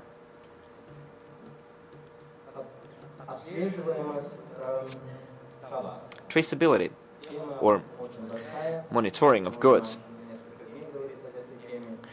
It's a very huge topic, and we could spend days talking about it. I just took one example that already been implemented globally. We're talking about tracking of farms, and we know that in Russia they plan starting next year to track a number of commodities such as shoes, clothes, brand goods, etc. And it means that information about each individual goods, serialization and serial control of those products, are in the ERP system of the producer when it produces the goods, in the ERP system of the logistics company when it receives the goods and ensures its customs clearance. Electronically, all that data is handed over to the customs office through customs declaration, and they are electronically handed over to the importer, and so on and so on, through the wholesale companies to the retail companies and up to the final consumer of the goods. It has already been implemented in farm. There are international standards in place, how those codes look like, how they are entered into the ERP system. And this technology is going to be more and more widely used for all commodities and goods. That's the direction things are developing right now. And there is no place for policy here or any other political concerns. This is the reality, and because of that, there are no companies that conduct business activities or trades that could do without such ERP systems. And most importantly, those ERP systems that before were adopted only by big companies were quite expensive. Now they are implemented at the level of SMEs as well, and they are quite intelligent, smart systems. And I'll tell you a few words what smart means in this context. And ERP becomes omnipresent and at the core of business. Clients today more and more resort to online configuration of their order. On this example, you can see they can order a car, the inside equipment, the color. There are very few businesses where it is directly connected to the ERP system, but that's where things are developing. That's the direction things are developing. By pressing a button in the shopping basket, the client can place its individually configured order directly into the ERP order system of the producer and learn about the terms and time of delivery right away. This is near future for companies, and in particular automobile companies, are working on that, and very soon we expect it's going to be introduced elsewhere. The last thing I would like to draw attention to is the communication among staff and the information exchange for staff. Since the business is becoming more and more mobile and the working place becomes more and more virtual, mobile, multi-channel methods of communication among staff and managers with their data processing centers are implemented with the database, with their businesses. We've already have experiments or even developments in the area of voice recognition. Well, the way you do it in Yandex, when you put in the address by giving voice commands, and here you can ask questions regarding unpaid accounts by doing a voice order. For example, if you don't have internet in some remote area, but at least you have satellite communication there that's omnipresent, so, and it can do via a simple SMS for such cases when there is no internet connection, but you have mobile, not satellite, mobile communication. So, because mobile communication is almost everywhere now, and when companies try to penetrate the CIS market and we offer them the entire range of the solutions, we see that all those components are interesting to clients who penetrate the market, and you can't say that it's something in the future or in the past. This is already in place and has taken its dutiful place, rightful place. So also would like to say a few words how the state can promote this business digitalization, what we can observe and what our thoughts about it, and why we are actively working here in Belarus too. The biggest driver behind this IT digitalization is domestic economy and production. When companies come to this market and they have production and trade operations, they need those systems and they implement those systems. And most importantly, they are aware about it, they are ready for it, they doing it, they invest and spend money on it. And the Internet of Things and the like create a space when it is not clear who and when is going to return, to ensure the return on those investments. And it translates into long-term plans, the real business when it's here. And in Belarus I visit a lot of forums here, the joint ventures companies that are set up in the free trade areas, they invest real money, a lot of money, into the implementation of those ERP systems. And by doing so, the money in the form of investments serve as a driver for further development of those products. Secondly, what is smart production? What is a smart system?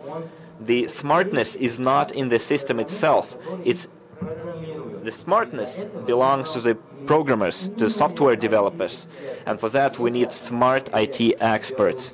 And Belarus has lots of them. And we've been working with a lot of IT companies, and this smartness, the brains needed to make the system fit for the relevant business is here, and they are developing, and it's a great thing. And thirdly, I know that the state can ensure standardization, but what we can observe, lastly, is the multi-language and multicultural approach to addressing different tasks.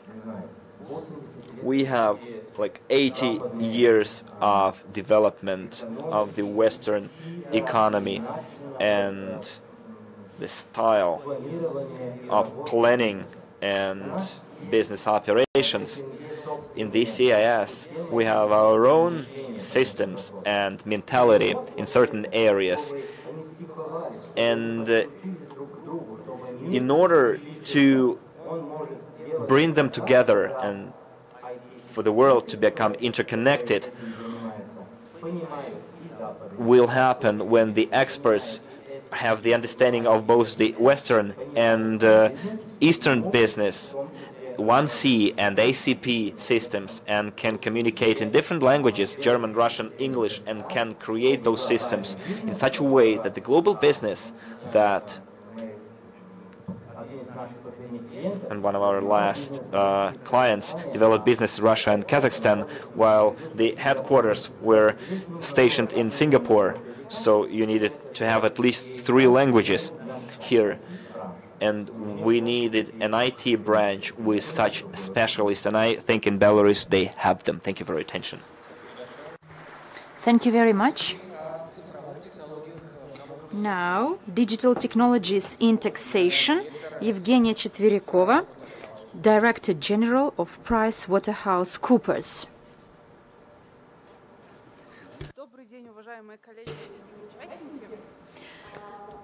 Good afternoon, dear participants and guests. My presentation is on. Today we talked a lot about the digital technology and digitalization, and we think of new products, new ways to attract businesses, and new ways and means to provide better services to businesses.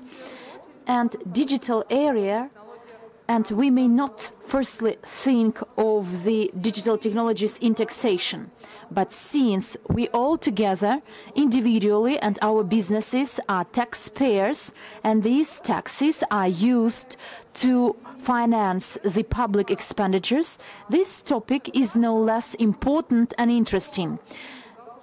The accountancy used to be kept in the books, in the logs, and then we received computers, but for many years we submitted our tax declarations in hard copies. Now we can do it electronically.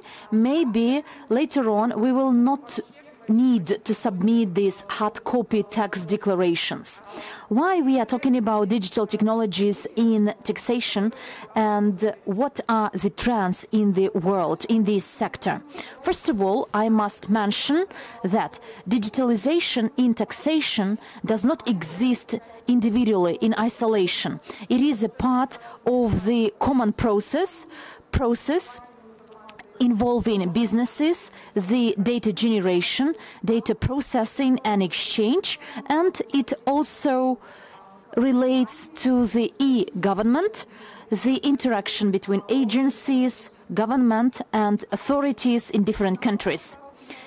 In the taxation sector, there are actually 2 counterparties, taxpayers and tax authorities. Their interests may be different and are different. Tax authorities are interested in getting the maximum information available about taxpayers, their activities and operations, and in the view of the growth in the businesses, this information increases and it's more and more difficult to process it, but nonetheless the performance of tax authorities shall not decrease, and taxpayers are also interested on their turn in the effective processing of this data, particularly in the context of the geographical expansion, to be able to get the relevant information from different countries in the standardized format.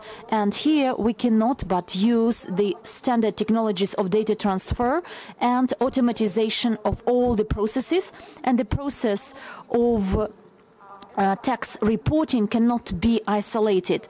This is obligatory an interaction with business. And in the result, we understand which implications or preconditions we have for digital taxation. The first bottleneck is the efficiency or effectiveness, like in many other sectors, effectiveness of these technologies. We are talking about the effectiveness of the technologies with the reference to the cost-benefit ratio. We want to get a better benefit for tax authorities, higher taxes, for businesses to get higher incomes, to expand and growth with the less expenditures and costs. For tax authorities, these are the costs for the receipt of data, and for payers, they are less costs for tax administration, their estimation, although the number of transactions increases. We are also talking about the expansion of the geographical span and the elimination of any barriers, frontiers, and about new forms of businesses that can cause some challenges for taxation. When tax authorities do not apply new technologies, and previously their main function was to regulate, to act as a regulator, to prevent any tax evasion, but through the use of digital technologies, without setting new barriers, then they can, with a high quality, process tax data of the companies and do not reduce the taxes collected and do not distract businesses from their development, their growth, and from running their business. What examples or technologies we can see in taxation in other countries? All these technologies can be split into three groups from the perspective of those goals and objectives they have. The conventional problem or the classical problem which used to exist and exists now, this is tax reduction or tax evasion. And to prevent this, there are the relevant systems used to their different cash points, cash devices, and they ensure the online exchange of data with tax authorities. The next block of systems is to prevent any fraud, VAT fraud, and this is the overestimation of taxes, and to prevent this, there are online systems of invoices. They are available in all the countries where all the sales are recorded in the ecosystem, and tax authorities can actually compare the expenditures borne by the company and where they were confirmed or not, and whether they were effective or not. And the use of this system actually helps to process the data faster and believe it as trustworthy or credible. And the third block of systems is those helping to run business. They are related to the regulation, introduction of some limitations or restrictions with regard to the cash on hand, and it relates to non-digital technologies in taxation, but taxation of digital economy, when tax authorities try to understand how new relations function and how they can withdraw taxes on the incomes received in this sector. Different countries apply different tools and instruments for those groups of systems, and they all generate the advantages and benefits. On this slide, you can see a few examples which evidence the effectiveness of the collection of taxes and data collection by different tax authorities, but in detail I would like to dwell on the examples in our neighboring countries. The first country I will speak about is the Russian Federation. I must admit that the Russian Federation is quite advanced in digital transformation of its tax authorities, and even in the Organization for Economic Cooperation and Development. The Russian Federation administers this digital transformation. This country applies a lot of interesting tools, but I would like to speak of only one of it, tax monitoring. Why we selected this tool? Simply because it demonstrates the maximum information, interaction and collaboration between a payer and a tax authority. This is a special form of tax control under which a taxpayer submits to the tax authority access to its information system, to the tax register, the first or initial reporting documents, and the tax authority can see and view without sending individual requests to the payer. It can work with the tax data and actually see the tax documents and books without distracting the payer from running his or her business.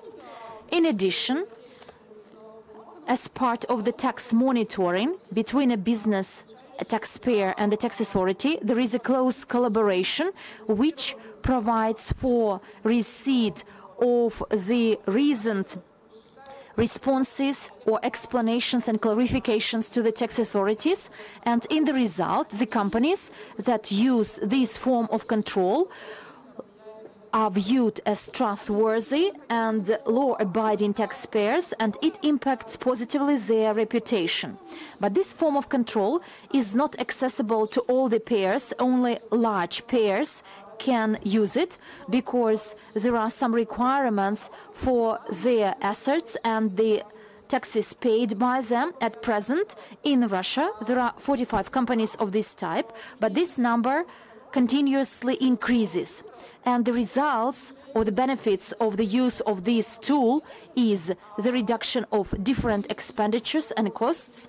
We see a reduction in the number of requests sent by tax authorities.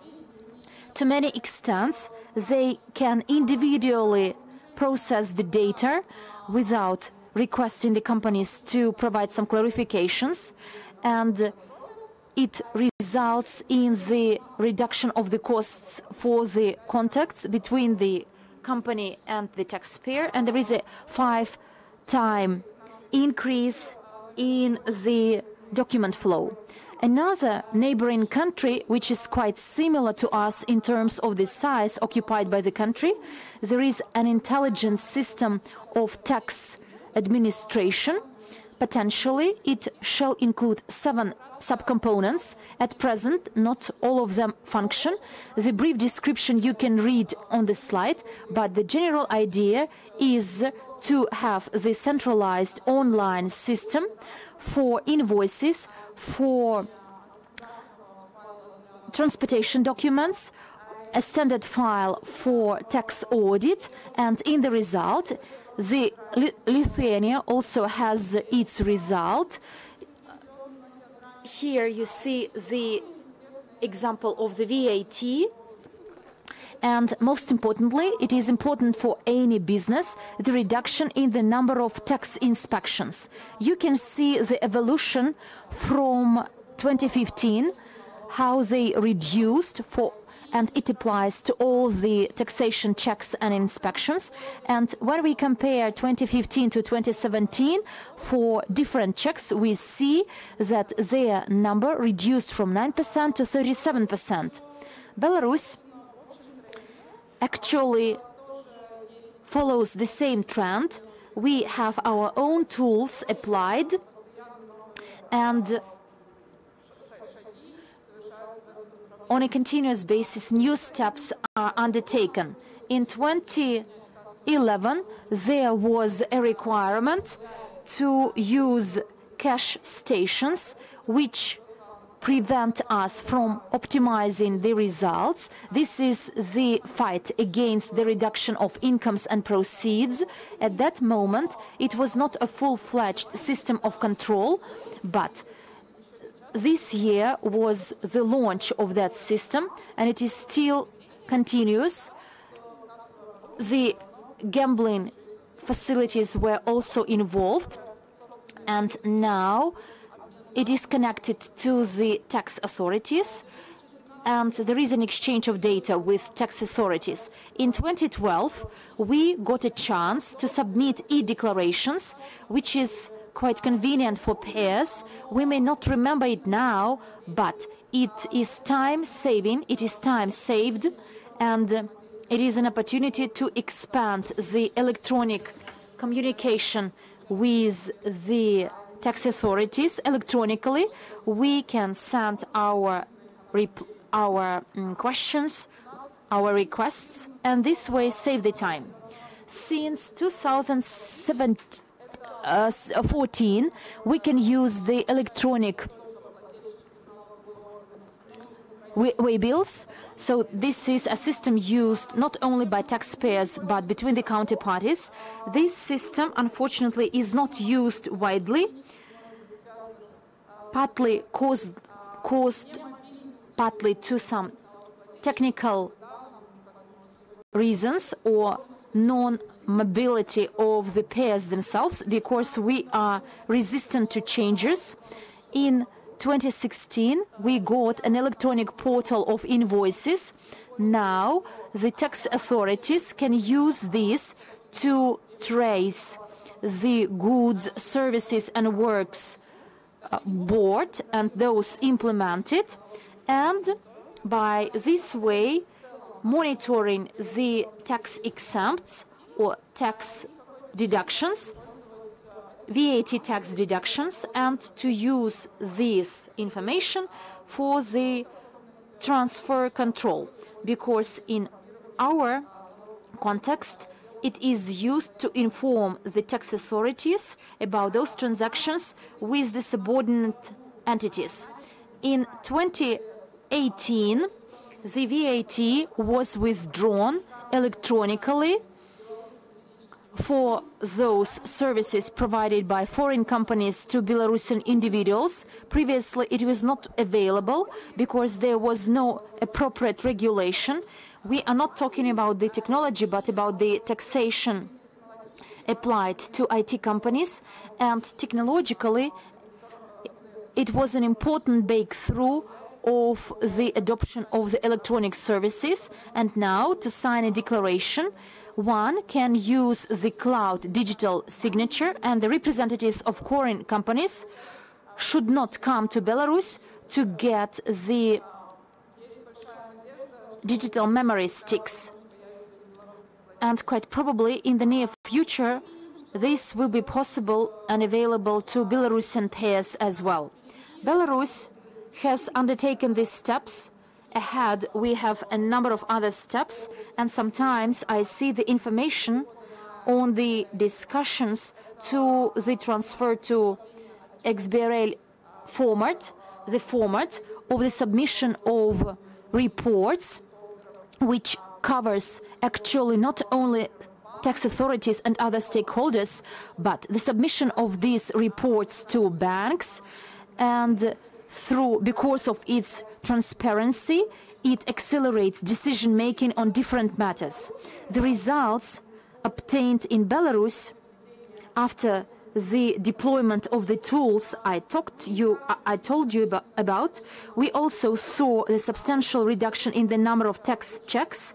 In 2008 and 2015, there was a four-fold decrease, not only because of the introduction of new technologies in tax control system, but due to changes in the legislation regulating the taxation inspections and checks. But nonetheless, we also see a reduction in the checks and inspections. These inspections get more effective and efficient, and through these inspections, tax authorities inspect actually when they detect any clues of the need to inspect the payer.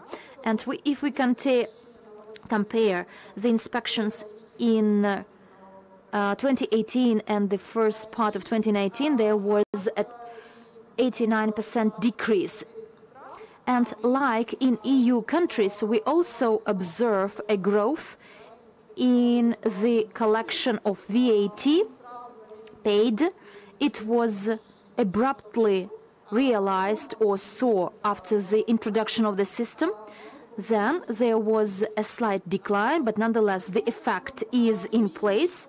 And this way we see that the taxation system, or tax sector is also a sector which requires digital technologies a lot. We see the global worldwide trends followed in Belarus as well. And I believe that the participation of both state authorities and taxpayers, when they involve in this process, both of them will improve their performance and eliminate some additional barriers and limitations and make their business effective by the use and through the use of technologies. Thank you very much for your attention. Thanks a lot. And now let's talk about new threats generated by development of unmanned aviation vehicles, technologies for critical and sensitive infrastructure. The chairperson of the board of Terra Hexen from Poland, Robert Fintact, will speak about this.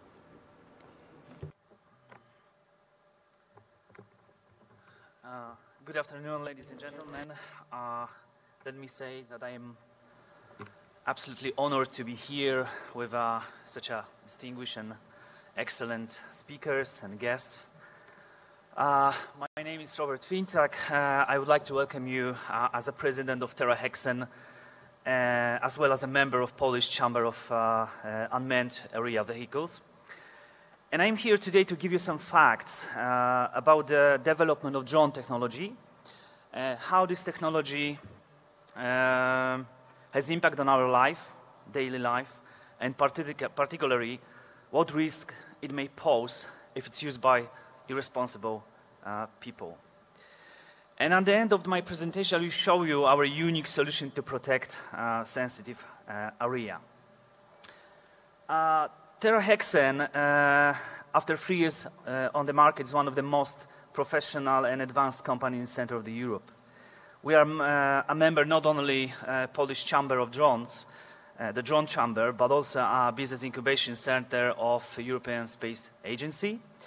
And personally, I am an advisor of in a drone safety regulation in Polish Aviation Institute. Our core business is finding and developing different kind of solutions to protect critical area against drones. Let me shortly tell you how it all began.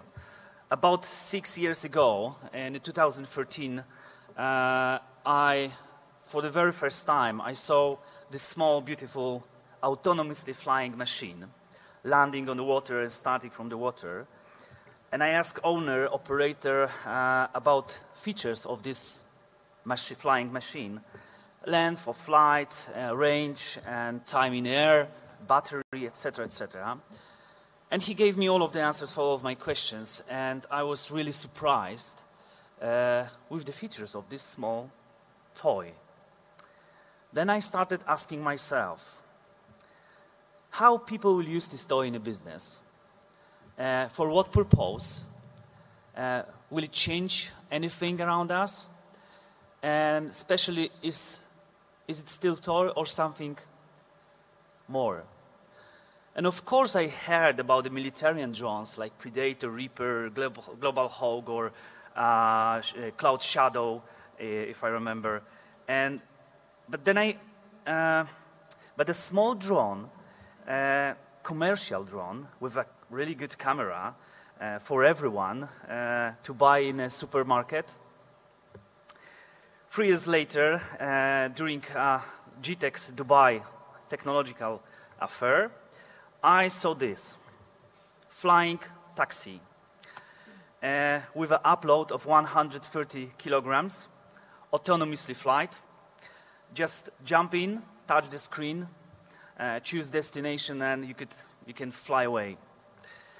And I said to myself that this drone technology is awesome, it's amazing, and it's superb. And since that moment, I became a huge fan of the drones, and I started to observe development of these various excellent applications. What kind of application? Like smart farming, for example, and where you can have remote access to agro machines, of course, adjustment on the amount of fertilizers, adequate quantity of water, control monitoring of plantation, and drone can be used also in inspections with infrared camera, high voltage poles, roof moisture, solar panels, and also rescue missions in forests, in mountains, in tough terrain, at lakes, and firefighting sector, extinguishing at high altitudes, difficult environment, in poisonous steam, as well for us for auto maps, beautiful movies, pictures, landscapes, very popular right now in Poland to make beautiful pictures from the wedding and other events, media, press, entertainment, video surveillance, nano drones in medicine, forcing investigations, traffic control, observation of protests, for example, etc., and so on, and so on, and so on. And of course, please don't laugh, but it's a very, very serious situation, and to observe people on the roof in the, in the private situation. And I said to myself that the drone will change the whole world like internet has. And the drone, just like internet, will have two faces, bright and dark. And what do I mean by calling dark, dark? Let me explain. As a Terahexen, we bought a special service in a company, at some company, that they monitors internet based on the keywords. And we asked them, okay, use these keywords like drone incident, drone accident, drone crash, drone attack. And honestly, a few years ago when we started, I received, and my team, one information, one news monthly. Now it's 10-20 daily. Today I received 16 new incidents, accidents, crashes, or attacks by the drone. So based on all of these newses, I 100% sure, and my team and my colleagues, that the small commercial drone will be a huge danger for our surroundings. What makes drone so dangerous? It is features, because as you can see, it's low cost. It's a small, pretty good machine you can buy for $300 and maybe $1,000. A speed, 50 even to up to 70 kilometers. Lifting capacity, 0.5. Sometimes I saw during this fair a special drone, Matrix 600, that could lift up 6 kilograms. For example, battery could work for almost 30 minutes, sometimes 35. Satellite positioning, and as you see, the problem is also because this small drone is invisible for traditional radars. Why? Because it's made 80–95% of plastic. This brings me to the several real examples where the drone were used to commit crime. I would like you to look at this table full of the mobiles confiscated from the inmates in one of the Californian prison. And as you know, of course, the mobiles and other items is illegal in prison. And look at this video.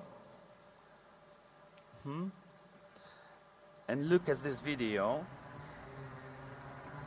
you will see that delivery of such a forbidden items became a piece of cake.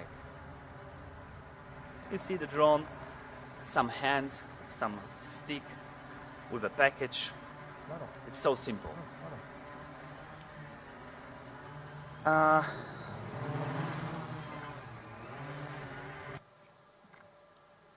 Next example of misuse drone shows where security officers found small drone with a radioactive material at the roof of Japanese Prime Minister Shinzo Abe. It was last year, I believe. Maybe that was a kind of revenge for because of Fukushima. We don't know, but this is a real example. One more incident took place in Venezuela.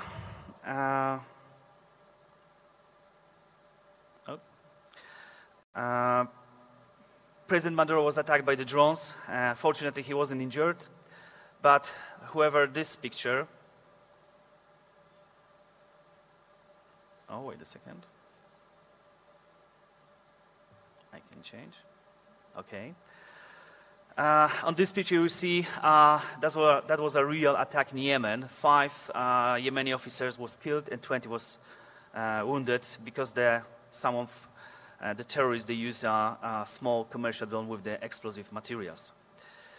Another incident from the Balkans.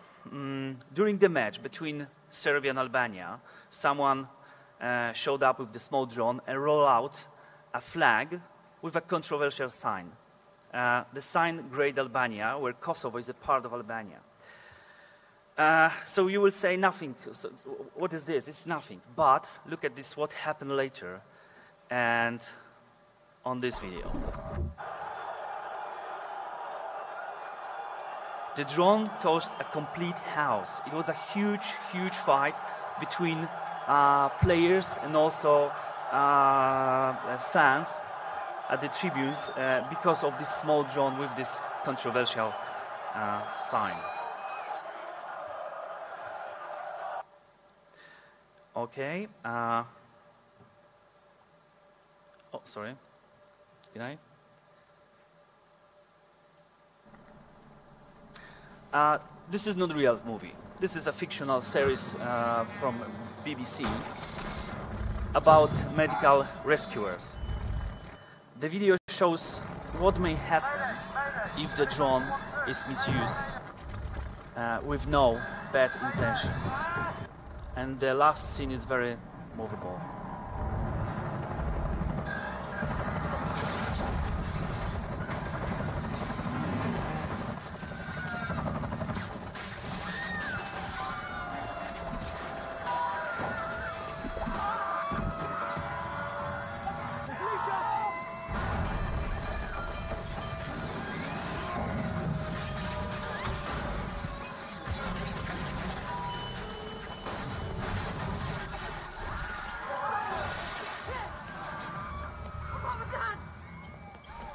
And please look at this situation. Who did that?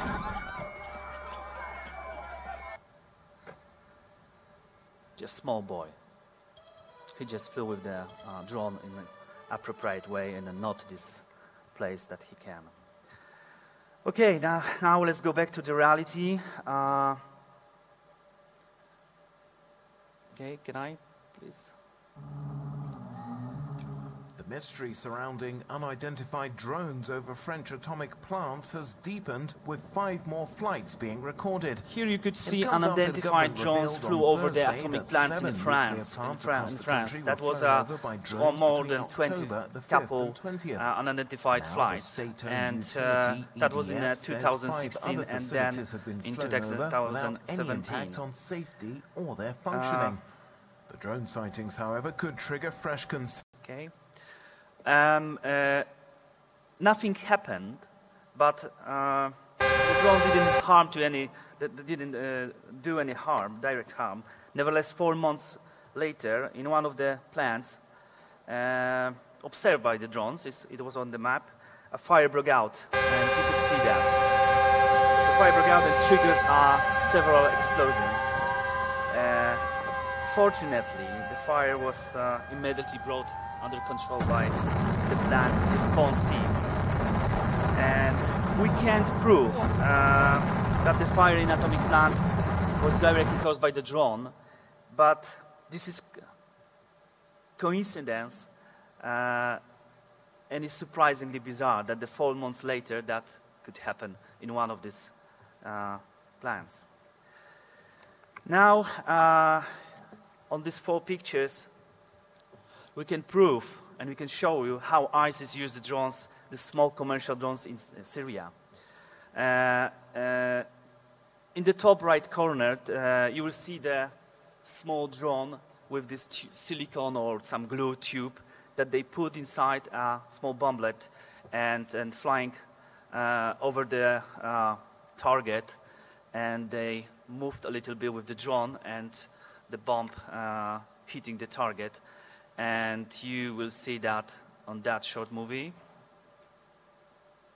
And this is kind of a ammunition depot in Syria.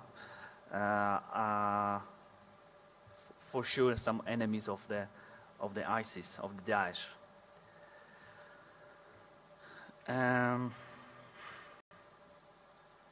Yeah, and this is chain reaction of this attack. To summarize, all of these examples of the drone misuse, we can firmly state that the drone can be used in trafficking, air collision, detonation, spraying biological and radioactive weapon, as well as be used in espionage. I tell you this short story, my private story. I talked with one person in Albania, in Tirana. He was in charge of the security of the embassies, and he told me privately, also off the record, that they find out on the roof of one of the embassy a small drone many months ago, that probably this small drone hacked the system, hacked the server, and sent the information somewhere. Another story is from my colleague. He runs a private detective agency in Poland, and he works with the divorces. And he said that 2-3 years ago, he spent 2-3 weeks, or maybe longer, to prepare a situation when he gets this final picture. And now, if he knows that they are in a hotel on some 22nd or 28th floor, he's just taking a drone, flying up and taking pictures, and then going for the cash, and divorce is done, and the case is closed. That is why we should consider drones as a real threat. And TerraHexen has been dealing with protection against drones since 2016. In cooperation with our engineers and our partners, we have developed a reliable solution for protection against drones. Our protection of our critical infrastructure strategy is based on the 5 pillars. First of all, initial audit of critical and sensitive infrastructure, then tagging zones, buildings, and sensitive elements of the infrastructure by the small chips like NFC, TAG, or GNSS, the sensors. Then it's implementation of the drone detection system, then the implementation of drone neutralization system. It could be different in the other different objects. And the last point, it's regular audits of these implemented solutions. And I am proud to present our unique product, Xcarius, a software which covers 3 of these points. And our product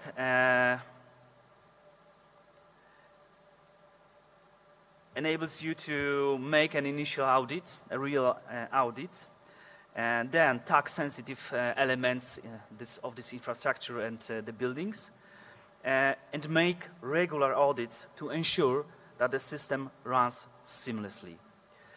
And it's worth to add that the Xcarius is the first software for auditing in the whole world. Additionally, the other 2 points are covered by our partners. This is a control sky system made by our APS team, our colleagues. And it's a detection and neutralization system based on the 4 sensors. The heart of the system is a unique radar based on the MIMO technology. And the second one is a vision sensor, then RF sensor, and the fourth one is a special beamforming microphone array. And as a complementary element, an automatic jammer that's blocking the signals like 2.4 gigahertz, 5.8 gigahertz, and other signals like GPS, GLONASS, Galileo, and Beidou. This is one of the examples where we delivered our system. This is a Norwegian airport, and now our system is in the Czech Republic. The Polish Czech, they're using that to control airspace, and also United Emirates Arabs. Yesterday, my colleagues signed a contract with the Estonia prison and another country, but of course I cannot talk because it's a part of the agreement. To recapitulate, I would like to emphasize that superb drone and amazing drone technology can offer brilliant possibilities, as well as pose deadly threat. I'm here also to help my Belarusian colleagues from Belarusian Drone Chamber to make a kind of rules, to help them establish these rules, because it's worth to add that Poland was the first country in the world which in 2014 we made a regulation how to use a commercial drones in a public space, and also who could be an operator, how to get the license, certificate, what they need. I mean some insurance, some research from the doctors, so whole package. And I'm here also in the close future to share with my Belarusian colleagues this information. And at the end, I think this is the last moment when you should start think about it seriously and be prepared for this phenomenal drone technology, but which can be also used by irresponsible or just bad guys. Thank you for your attention.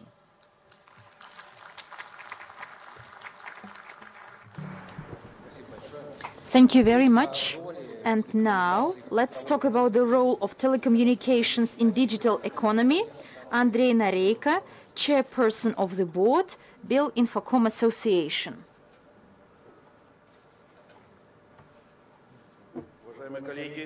Dear colleagues, today we have quite a serious summit.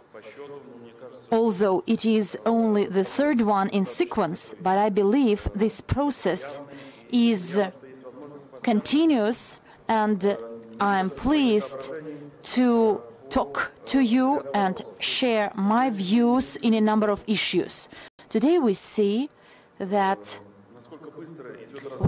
how fast the digital economy develops, and in my view, only through the consolidation of our efforts we can reach the result we want. First of all, I want to say that today we are 32 in the world in terms of the fixed communication penetration, and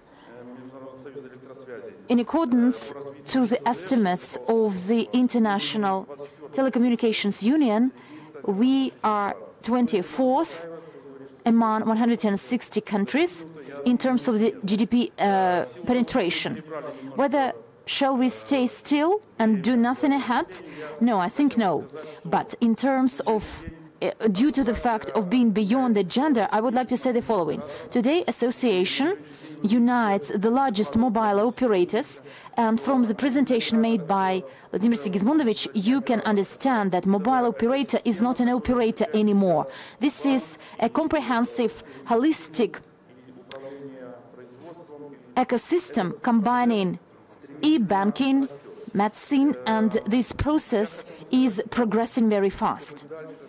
and expanding very fast. And to ensure the future growth and development of the modern technologies, we shall address those problems we saw before and start addressing new challenges to be able to decide the issues fast with regard to the 5G technology development.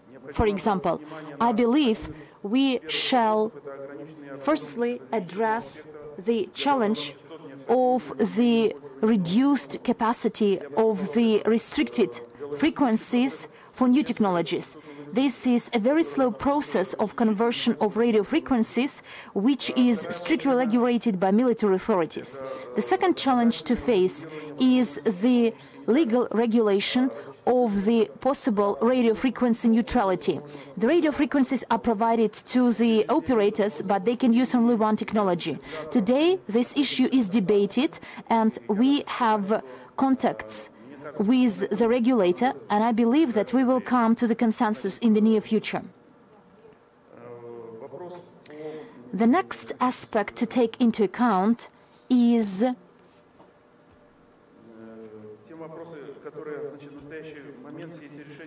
those decisions are to be made by the State Committee on Radio Frequencies with the identification of those frequencies to be used by the operator. We are taking the relevant actions, and I think we will get the result and will managed to address this challenge. But as I said previously, the mobile operator today is a set of services. Last year, we signed a memorandum, MOU, with the National Bank on the cooperation on the promotion of projects and initiatives in the banking sector and payment system. As part of this MOU, this provides for our work on the remote identification, development of payment systems, big data, artificial intelligence, and the development of the remote register, blockchain, and cybersecurity issues involved. In addition to that, in accordance with the decision of the Ministry of Communications and Informatization, we established a task force on the development of 5G technologies for the building of the digital society and the digital economy. And this environment aims to develop IoT, construction of smart cities, smart buildings, and since the largest fixed operator and mobile operators are members of our association, we shall report to the operator different scenarios or benefits of the implementation of this large-scale project. As part in this task force, we shall prepare the proposals on the use of the 5G network, make recommendations on those changes to be made to the legislation and laws for a faster and quicker implementation and penetration of 5G technologies in Belarus. So far, we had 2 meetings convened. At the end of April, there will be the 3rd meeting held, at which we will make a set of proposals to be addressed to the regulator. In addition to those issues mentioned by me, there will be the recommendations on the frequency resource, which is today possible for the allocation and implementation of this project. In order to, I wanted to say a few words about the legal regulation. To develop the technology today, we need to address a number of legal issues. In particular, the location of digital technologies in residential buildings. This challenge hasn't been addressed yet, but we have our own plan how to address it. We are supported by the parliament, by the regulator, and hopefully by making changes to the law on telecommunications, we can get the results needed.